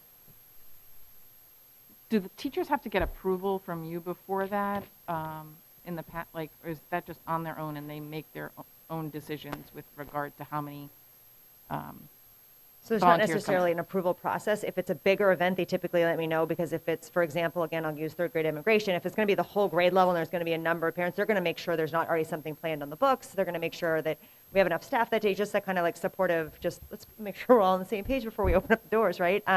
But in a normal or circumstance, the kindergarten teachers aren't saying to me, hey, I'm going to be asking for parent volunteers to do mystery reading every Tuesday morning. They're not checking with me for that.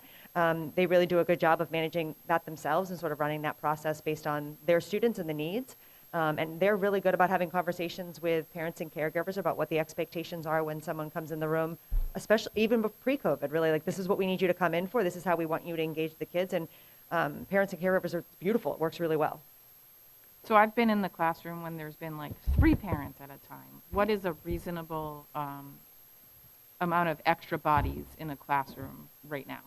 So I think you're talking about ratio, right? We can't, class sizes are different, number of adults in the room are already different. So I wouldn't be able to say, like, it might be 1 in this room and it might be 3 in that room. It's really going to depend on how many adults are already in that room on any given day and how many kids are in that room on any given day and the size of your room. Some of our staff members, the kids really didn't want furniture because it became really difficult and they wanted more space. So it goes back to why kids are sitting on the floor. They choose to sit on the floor because they like it. But also then other rooms, there's lots of furniture. You can go in one of our 4th grade rooms and there's a desk for every kid and it's really discreet, and that would be really difficult to add more people in.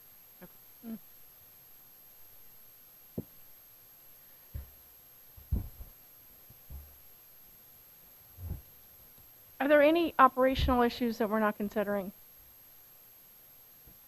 Esther? Sorry, I should Sorry, I direct thought you were Kate. asking Kate. Yeah, to you or to Kate?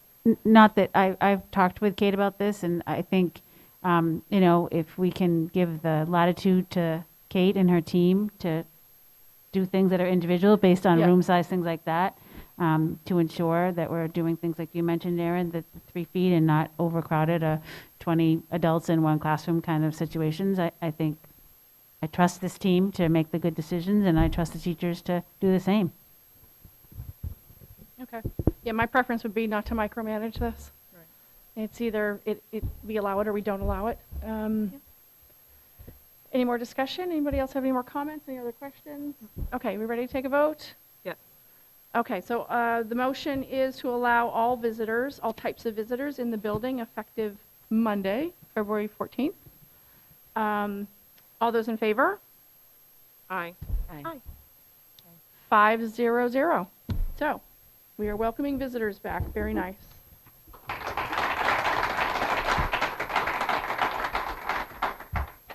Okay, good. Next, the social emotional update.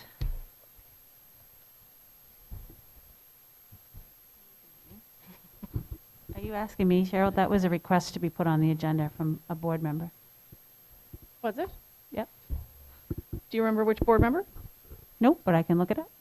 Does anybody here remember requesting a social and emotional update and what the scope of that was? It was not me. Not me. Was this at the last meeting?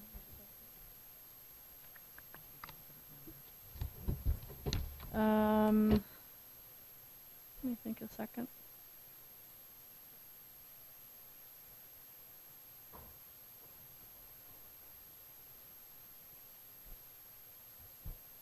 I can't think of what the context of that was under COVID.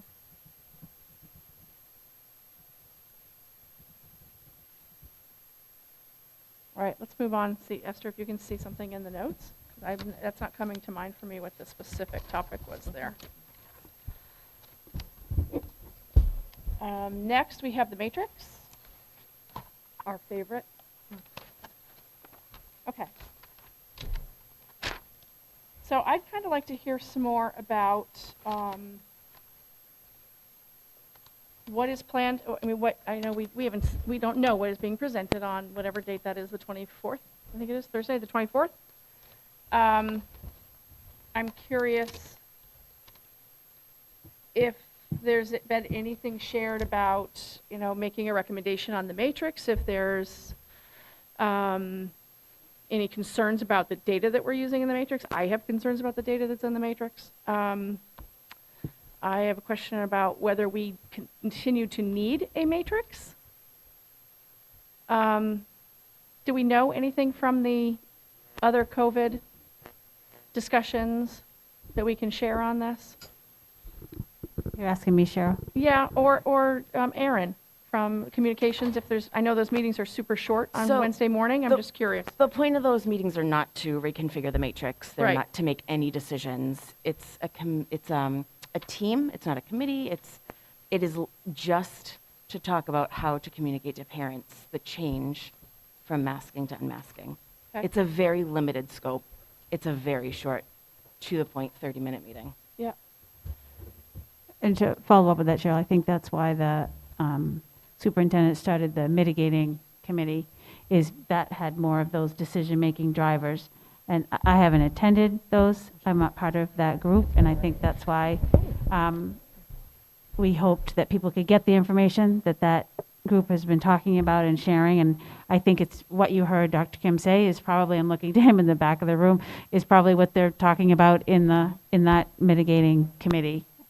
So that's the most I know, but I'm sure that Dr. Kim is saying the same thing in that mitigating that he said here tonight, or very similar. Okay. Here's my concern. When I saw that we were having this discussion in February, in a couple of weeks, I was, a little bit disappointed. It's 2 weeks from now. It could have to do with trying to get deliberative sessions resolved, and everybody's got budgets that have to be done, and there's schedules that have to be met for town meetings and stuff like that. So I was assuming it was something like that, having to do with scheduling, which was pushing this off. The other thing I was thinking of was when we approached this subject last year, we had very similar representation of opinion in the earlier meeting, and we got a lot of pushback from people who were on the other side because they weren't here. They didn't know about the discussion. And I feel like it's really important that we try to bring the whole community along. Collectively need to change people's minds. The rationale that I got, I mean, you get people who were watching the meetings, you heard people speak, but then there was the deluge of email and pleas from people who frankly wanted to trust what the CDC was saying, regardless. They didn't want to hear anything else. I feel like we need to find out if that same mindset still exists today, because unfortunately the CDC said yesterday, you know, we don't agree with these kind of moves. But I would like to give those people a chance to digest information, to hear where we're going, share their point of view, and then we can, you know, hopefully bring them along and not throw the community into the fury and swirl that we had at the beginning of the school year, which was frankly awful, not only for parents, but for children as well. I really don't want to see that happen again. So I'm wondering if there's a way to, we have signaled to the community that there's something to be discussed and reviewed and hopefully a change afoot. You know, coming with the discussion in a couple weeks. And I would love to get people's points of view to see, and I don't want to do a survey, but I'd like to get to hear from people who maybe were on the other side, if they've changed their mind, if they're more comfortable with these shifts, or if we're going to be, you know, swirling and arguing and creating, you know, a terrible amount of tension in our community yet again. So I'm trying to figure out how, with holidays not holidays, with the vacation week coming, how can we open the door to that conversation for people and still make a quick decision? Anybody have any ideas? Cheryl. Anybody have any point of view on that? I'm sorry, Rachel, you're about to talk. I'm sorry. So, I'm a fairly new board member. I'm started in December, but I was one of those parents that came to the meeting in August. I can hear you. Yeah. I was just saying that I'm a fairly new board member, and I was one of those parents that came to the meeting. And my goal as a parent before the school year was to keep my kids in school 180 days. And so at that time, I felt very, very strongly that in order to do so, we needed to have mitigation practices such as masks. And thankfully, we've been able to stay in school. We've been able to avoid having staff be out because in closed schools because there was not enough staff, which I don't know if that would have happened, but I do know staffing has been very tight over the last 3 months, and so it could have been a possibility. But I am also following science and data, and it is changing, and it's changing more recently very quickly. And I agree with you, Cheryl, that there are a lot of parents that want to keep their kids in masks. However, if we wait until the 24th, Too late. and then we have to wait for our next meeting, which is, I think, March 16th. Too late. Well, it's not too late. It's just a long wait. It's a lot of weeks 5 weeks. to, That's 5 and then weeks. at that point, if we vote on it and then make it effective immediately, that might be more of a shift for people too quickly than if we were able to try to make a decision tonight as to a timeline and ease the community into that. And so my personal thought is that we listen to what the panel says on the 24th, but we make a date of ending utilizing the current matrix on 2 weeks after vacation. So it gives people comfort that, you know, people that are traveling and maybe contracting COVID, that, you know, you have a time period. And so I would propose that we end the matrix on March 18th and go to a recommended mask, I don't know, not a matrix, Optional? but Optional? a recommended mass schooling on March 21st. So I know it's not, tomorrow as a lot of people want, but it's creating some sort of timeline. So that's my thought. I know this is One not, of the things, I know I'm out of order. Can someone consider children pulling off their masks when they're sitting at their desks, which other school systems have done? I have not heard one school board member propose anything like that that would sort of come forward, okay? I feel like nobody's even trying to listen to what other schools are doing. It's really disappointing. Can I give my 2 cents too? I'd like to go back to what you just said, though, Rachel, on creating a timeline. One of the from an operational standpoint, one of the things we could do, we could propose a motion, could make a motion, we could table it, and we could ask, we have a meeting coming up next week, I believe. It's a hearing on the insurance money. We could, I'm looking at Esther, I don't know if the timing works, if we could, I know you're not here that day, but we could ask for feedback on that motion. Maybe could we do that? Am I stepping into a can of worms here? What am I?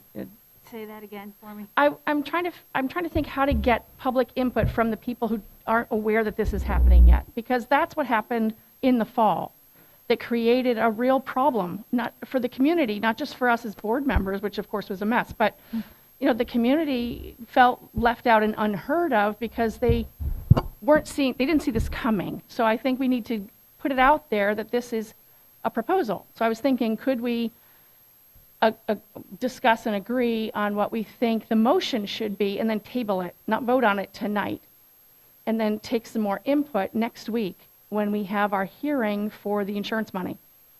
Yeah, I can certainly post a workshop on that one So we detailed, could do but I will tell you, the admin rep would be Heather, because Dr. Ryan and Chris and Right? Drewski and No, I I get are it. You're all out of town. at- Yep. Yeah. And But that's if we're taking fine. feedback, I don't know that we need, No. we're not answering questions at that point. We're just taking, it's a hearing, basically. We're taking input. We could post it as a workshop for input. If this is what the board wanted, that you weren't going to vote that night, or if you were, I'm just asking that question. Okay. Just to what to put on the posting, so people know. Okay. But we could structure it that way so that we could get that public input, although it is still before that workshop. I think that's the And that's the only thing I know. Other boards had hoped that they could hear that information. That's one of the reasons we tried to do everybody at once. But that's not to say you couldn't have the public input and know what that is going into that meeting, and that might help you ask questions of the panel.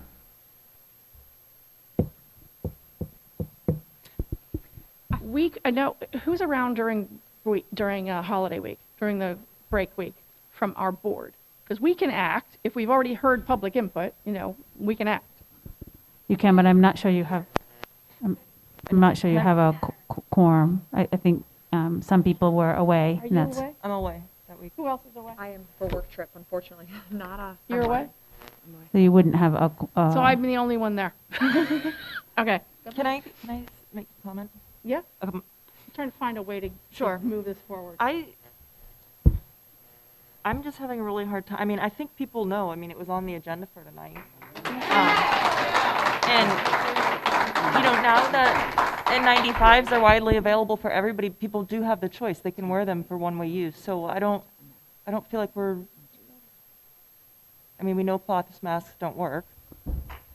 I just feel like we could vote right now and make it a week or so out so that people have time to get the masks they need and are aware of the situation. I don't know. I just think it's just going on too long, and it's not worth the kids' mental health at this point. And I think it's a risk versus risk, and I think the risk is really low. So I don't want to wait until March 16th. I think that's way too long. Yeah, I agree. I don't want to wait till March 16th to vote, and I won't be here anyway. Right. So It's way I don't too want to long. wait till March 16th there Right. either. But we didn't specifically put it on the I thought that's what the matrix. we put the matrix I thought on that's here, what that but was. matrix, can be a number of things. It wasn't specifically about, masking decisions and changing away from the matrix, which is what we're talking about. The matrix is actually, if we follow the matrix, then we're not taking masks away. And Peter, I'm sorry, we're done with public No, input. I was just going to ask if you could do what you've done before, which is give your opinion and allow people to comment short comments only on what we've heard. So you've done that in the past where you said your opinion and then allowed a period of time for us to comment after we hear your opinions. Well, short comments, that's my request. We are done with public input, though. We can give our opinions, but I do want to get us to a way forward tonight if we can. Cheryl, can I ask one question too? Yep. In an effort, in the spirit of trying to move things forward. And Kate, I have a question for you, and feel free if you're like, that's out of scope, Margaret, I can't ask it. So, or I can ask it, you can't answer it, I mean.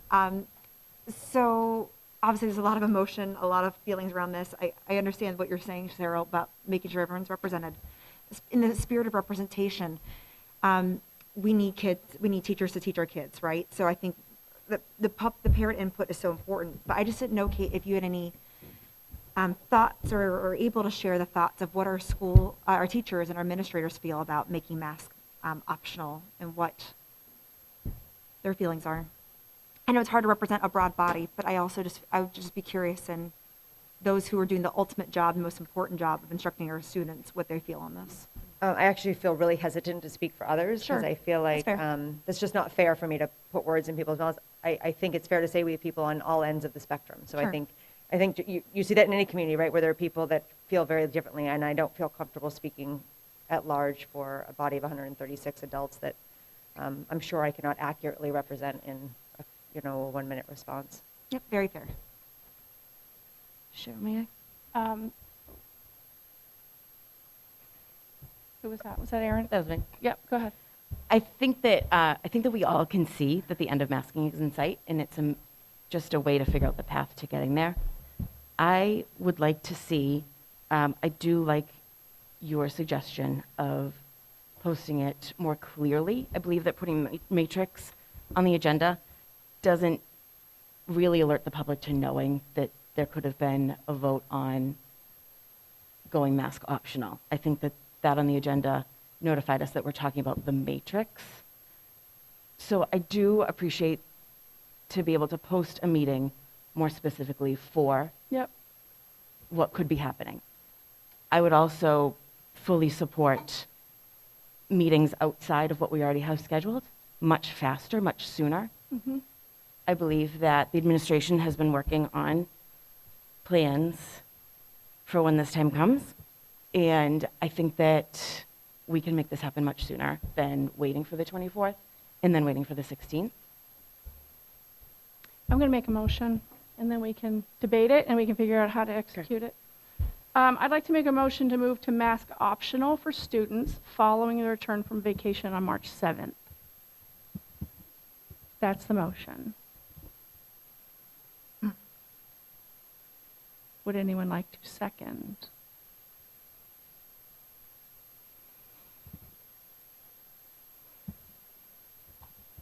We can table it.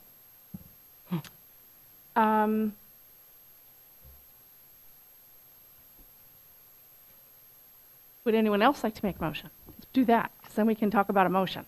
I would like to make a motion to move to masks recommended on March 21st.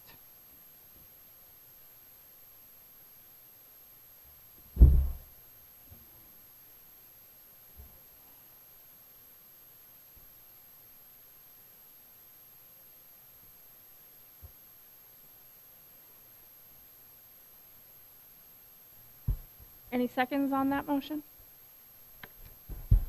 Would somebody else like to make a motion? That's a good question. I'll make a motion. Okay, let's hear the motion, Kate.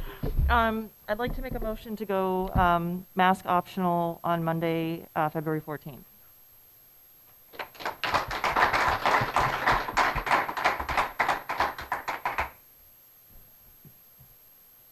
Anybody like to second that one? Just to make sure I understand, if I second it, it's just to open up for discussion, Yeah, and then we correct? vote. I will second it. Okay, second. So we have a motion by Kate, and we have a second by Margaret. Any discussion? I'll jump in. My concern with that is, like I said before, I think we need to bring people along a little bit. I mean, the people there, I suspect that there are people who have dug their heels in and are only following what CDC recommends, and they're not open or haven't listened to alternative points of view. They are also people who might go to the discussion on the, whatever date it is, the 26th of February, 4th, and take in information that way. And I think that most of the information that's going to be delivered on the 24th, we already know, though. I mean, well, we do. I'm not talking about us. I'm talking about the community. I'm not concerned about us at the moment. I'm concerned about the mess we created with the community in the fall by debating right. and having the division that we had and the anxiety and the stress, and you know, that was not good for the community. It was not good for the school. It wasn't good for the children. I do think things have changed since then. We've had, you know, allowed kids to get vaccinated. Everybody's had an opportunity. We've got Omicron in our back, in our, you know, in our rearview mirror. I'm hoping that we have a community that would back away from their stance of, I don't want to read clinical reports. I don't want to listen to individual experts who think they know better than the CDC. I don't want to listen to a Stratham school board, you know, trump what I think is right. And that's where people dug their heels in. And I would like to think that they've moved off that. And if they have, I just want to give them a little bit of space, come around, let's listen, let's hear, and let's, you know, give them an opportunity to say what they think and what was on their mind, and hear other people talk as well. Cheryl, can I ask Because I think it's persuasive. Oh, I'm so sorry. No, go ahead. Excuse me, Yeah. I'm sorry. Because, gosh, it's just a tough issue, right? To state the obvious. I think, you know, one thing is, I think as, you know, the public and those here hearing us talk right now, I know there was a comment made earlier about we want the board to be invested. I think we're very invested, right? I don't think any of us would be on here right now if we weren't. But I think the thing is, and let me ask you a question to you, Cheryl, and to the rest of the board. If there had been more people tonight representing the other side of the aisle, would we have felt more comfortable moving forward if we felt like it was more representative of the community? Because the reason I asked Me personally, I'll answer your question. Sure. Me personally, I would feel more comfortable if we had specifically mentioned mask mandate discussion on the agenda so that people could see it. But also, yes, hearing from the other side, because this is what happened in the fall as well. We had one point of view, and we all were kind of rallying around, hey, we can do this, we'll figure this out.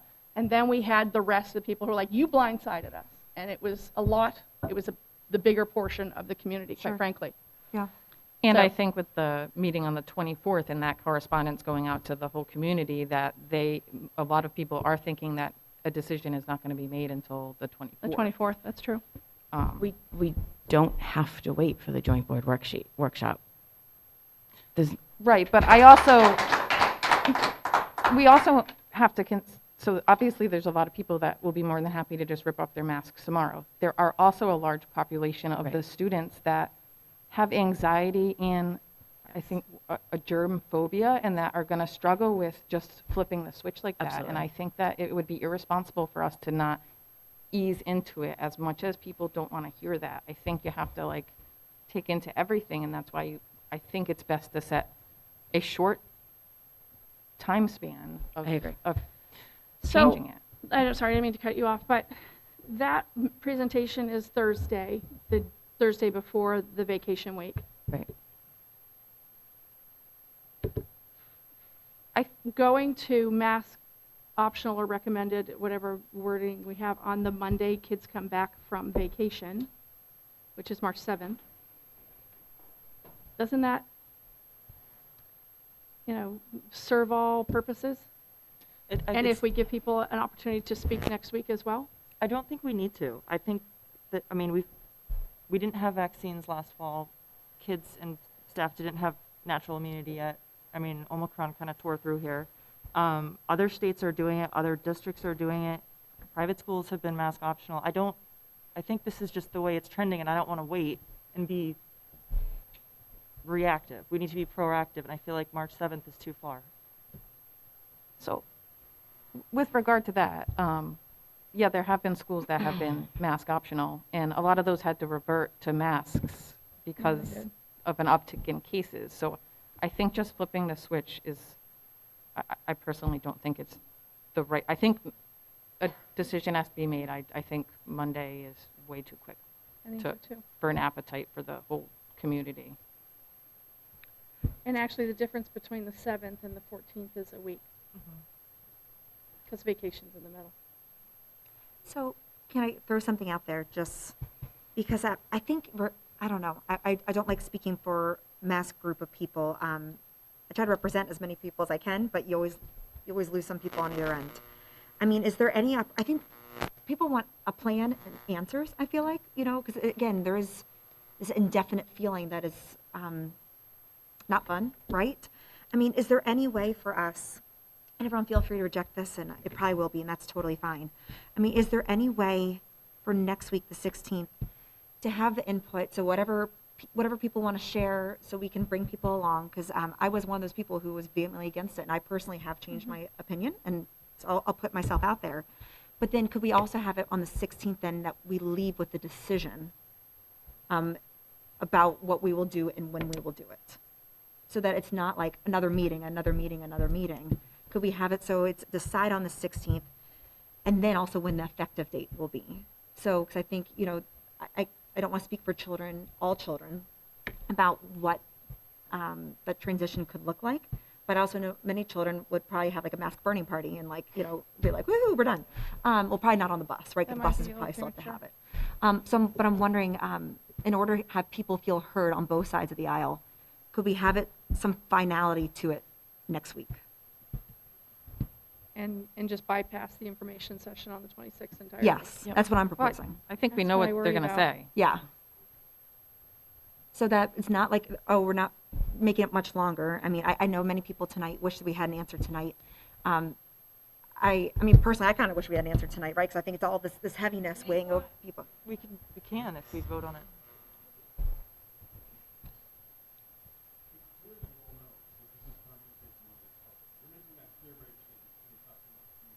Peter, please, come on, Peter.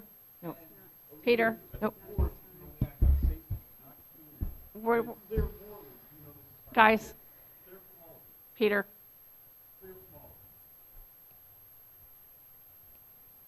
I support Margaret's suggestion of next Wednesday. And make a decision? And make a Without, and just bypass the information on the 26th? Yes. So the risk is if people haven't changed their mind, we're not giving them the opportunity to hear the new information. Yes. And be persuaded and come along with a decision change. I believe that at this point, every parent has their mind made up.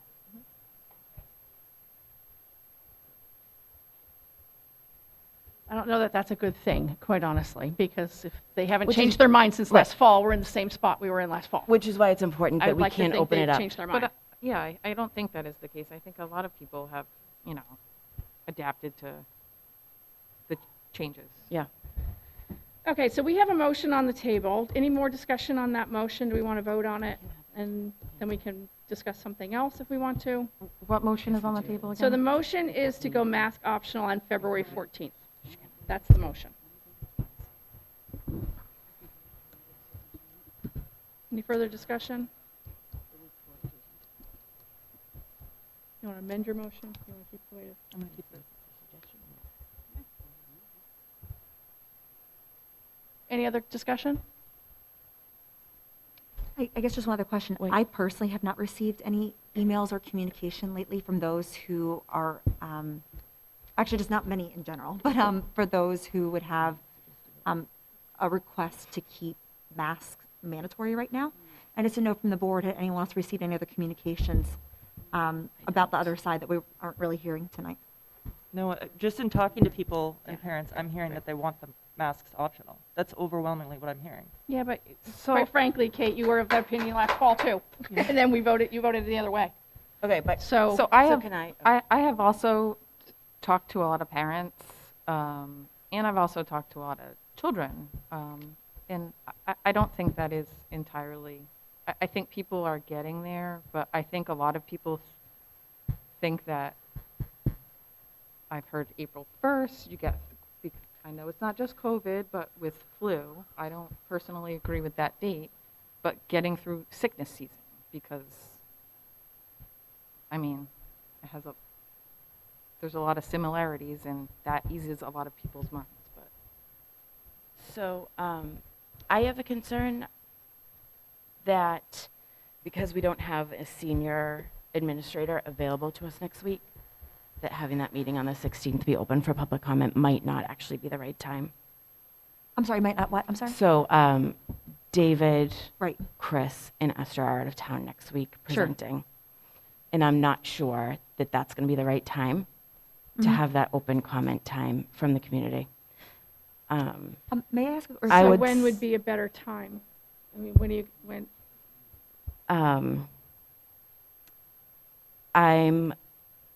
I would suggest a vote tonight for it to be effective March 21st, so that we do have plenty of time to ease into mask optional.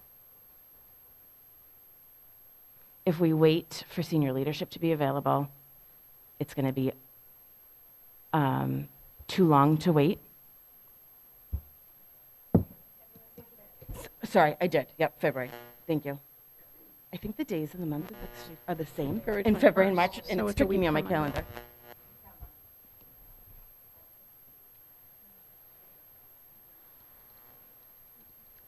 Okay, so, well, we have to deal with the motion we have. Mask optional, vote tonight, mask optional the 21st. Ooh. All right, let's deal with the motion we have on the table, okay? So the motion is to go mask optional on February 14th. Motion by Kate, second by Margaret. Any further discussion? I mean, it's just 1 week. That's my only thing, is just seems like it's, I don't know. Is there enough time? Yeah, it's Wednesday and it's Monday. It's next Monday. Yeah. I think that's asking for a lot of backlash in 3 No, I'm days. saying that the Monday to the Monday. Yep, waiting. that's pushing it out a week. And forgoing getting feedback from the community in a public forum. So we can still get feedback from people via email, which is fine. The problem with that is, not the problem.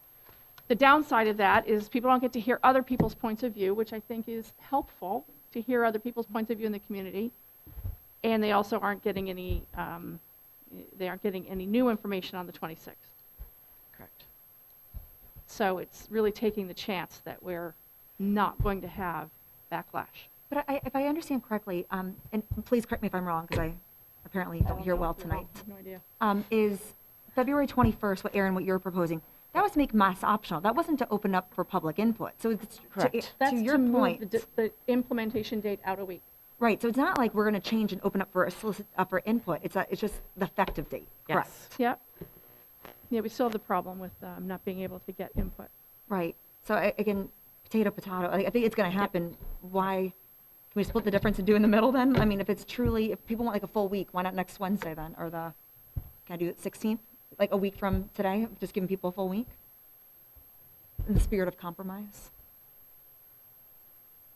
I think we need to vote on the motion that we've got, and then we can make another motion for something else. A couple other options to be discussed. So any more discussion about Kate's motion to implement on February 14th? No. Okay. All those in favor? 1. All those opposed? Abstaining? I'm torn. So we got 1, 3. I don't know. Pick a team. Yeah. Are we 1-3-0, 1-3-1, or are we 1-4-0? I will vote in favor because we need to do this sooner rather than later. So you're an aye. So I'm we're an aye. 2-3-0. Okay. All right. That one fails. Would anyone like to make another motion?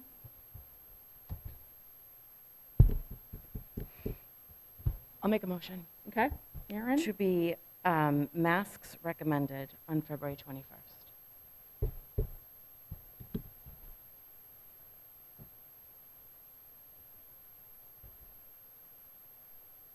Mass recommended on February 21st, implementation. Okay, any discussion on that? Oh, I need a second, I'm sorry. Anybody want to second that? I'll second it. All right, thank you, Rachel. Okay, Rachel seconds. Any further conversation on that? Any particular reason in the choosing of mass recommended versus mass optional? The CDC language. Okay, cool. Yeah, the reason that's important is that the MOAs that were negotiated by this board align to CDC language, so it just keeps it consistent. Cool, thank you. Okay. There's nothing in the MOA that this would be disrupting, would it? Health and safety. Yeah, I just have it.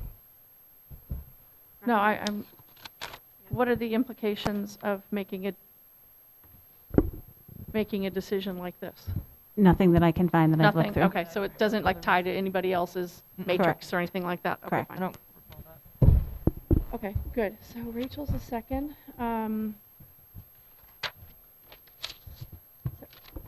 Any further conversation? Is there a way to at least open up for discussion on the 21st to get feedback? We will have already made a decision. Is Right. there a point to Yeah. that? It's kind of moot. On the at that point. 16th? No.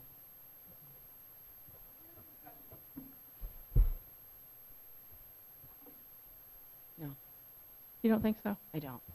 Okay. All right, any further comments, questions? Are we ready to vote? I see Rachel needs to think a moment.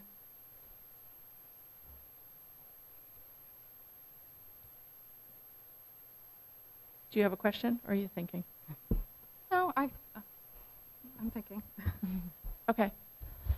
I'll speak slowly. Okay, so the motion from Aaron is to recommend masks effective February 21st with a second by Rachel. Okay, we're ready to vote. All those in favor, say aye. Aye. I'm going to be an aye as well. Aye. 1, 2, 3, 4. Where are you, Rachel?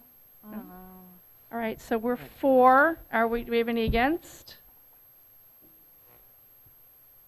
No. Do we have any abstains? I'll abstain. Okay, we have an abstain. Is that because you can't pick a team at the moment? If you want to pause for a second and think before we. I'm just concerned about the part of the community or the staff that struggles with this decision that I know is inevitable and. It is inevitable. Sure. I was just saying that I'm struggling with the timeline because I am concerned about the parts of the community and the parts of the staff and the parts of the students, most particularly, that that might be a quick turn. And I recognize that it's not quick for a lot of people. So do you want to be Madam Chair, abstain can I- or do you want to pick a lane? Madam Chair, can I speak to? Yes, please, Esther.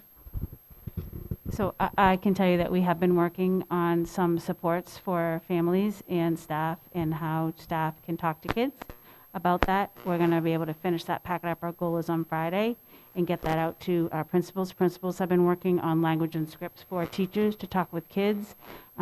So with that extra few days, if the board chooses to vote this way, I'm confident that that'll be in principals' hands by Monday at the latest, and they'll have that week to work through it and share it with staff, as well as we can push resources out for parents about how to talk to kids that may be having some anxiety about having other students or not wearing a mask or wearing a mask and all those other kinds of issues. But we're about halfway through that packet. I'm just getting scripts from the elementary principals tomorrow, I think they said, Friday. I got the high school and middle school script today, so, and we've gotten our resources through our SEL, so we're just pulling that together Friday. So we'll have it next week in their hands so they can work through. So if that helps, know that we are going to be able to push out some resources to the building. That is good to hear. So are you still abstaining? You can abstain. I just don't want to push you to make a decision and record you as abstain if you want to make a decision. No, I'll vote yes. You're going to be a yes. Okay. So we are 5-0. 0. Okay, that passes. So effectively on February 21st, we will move to mass recommended and away from the the matrix. That's it on those topics. New business, we have a workshop request. Workshop request by Jess Caldwell. Sorry. I'm just representing for Jessie. I had given her 2 large projects this week, and when we were talking today, I was like, I'll talk at the board so you can be home working on the projects that I just gave to her. So Jessie is, as you know, one of our school counselors, and the ASCA, which is the National Association that does professional development for school counselors, has a week-long workshop that they do every year in the summer, and she would like to attend. This is only her 2nd year in this role, and she really would like to be able to network with people across the whole nation around best practices and how, you know, places across the nation are handling this and other parts of the work that she does. And as you know, in the contract, if there's a workshop request above $1,500, it comes to the board for your approval before she can register and book her conference. So Esther has gone to this conference a number of times. It's very common for school counselors to go to this because it is a national association. So I am here presenting on her behalf, hoping you'll approve her request to do that. And how much are we approving?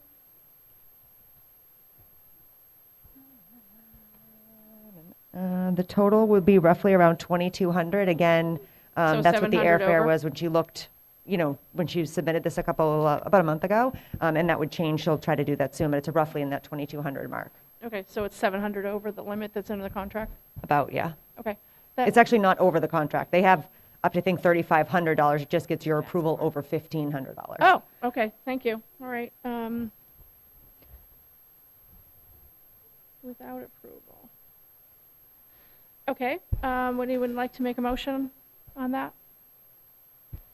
I'll make the motion to approve Jessie's request for the workshop. ASCA, thank you. ASCA? Do you want to put a dollar limit on it? Is it? Was it 2,200? So she's asking for 2,200. I'm Should going we- to say up to 2,500. Does that Yeah, I sound think fair? that's smart. Okay. Yep. Sure. Yep, up to $2,500. Okay. Can we get a second on that? I'll second that motion. Second by Margaret. Any discussion? Maybe a stupid question, but like, would 2,500 be enough? You know, like to, I just want to make sure we're giving her what she needs.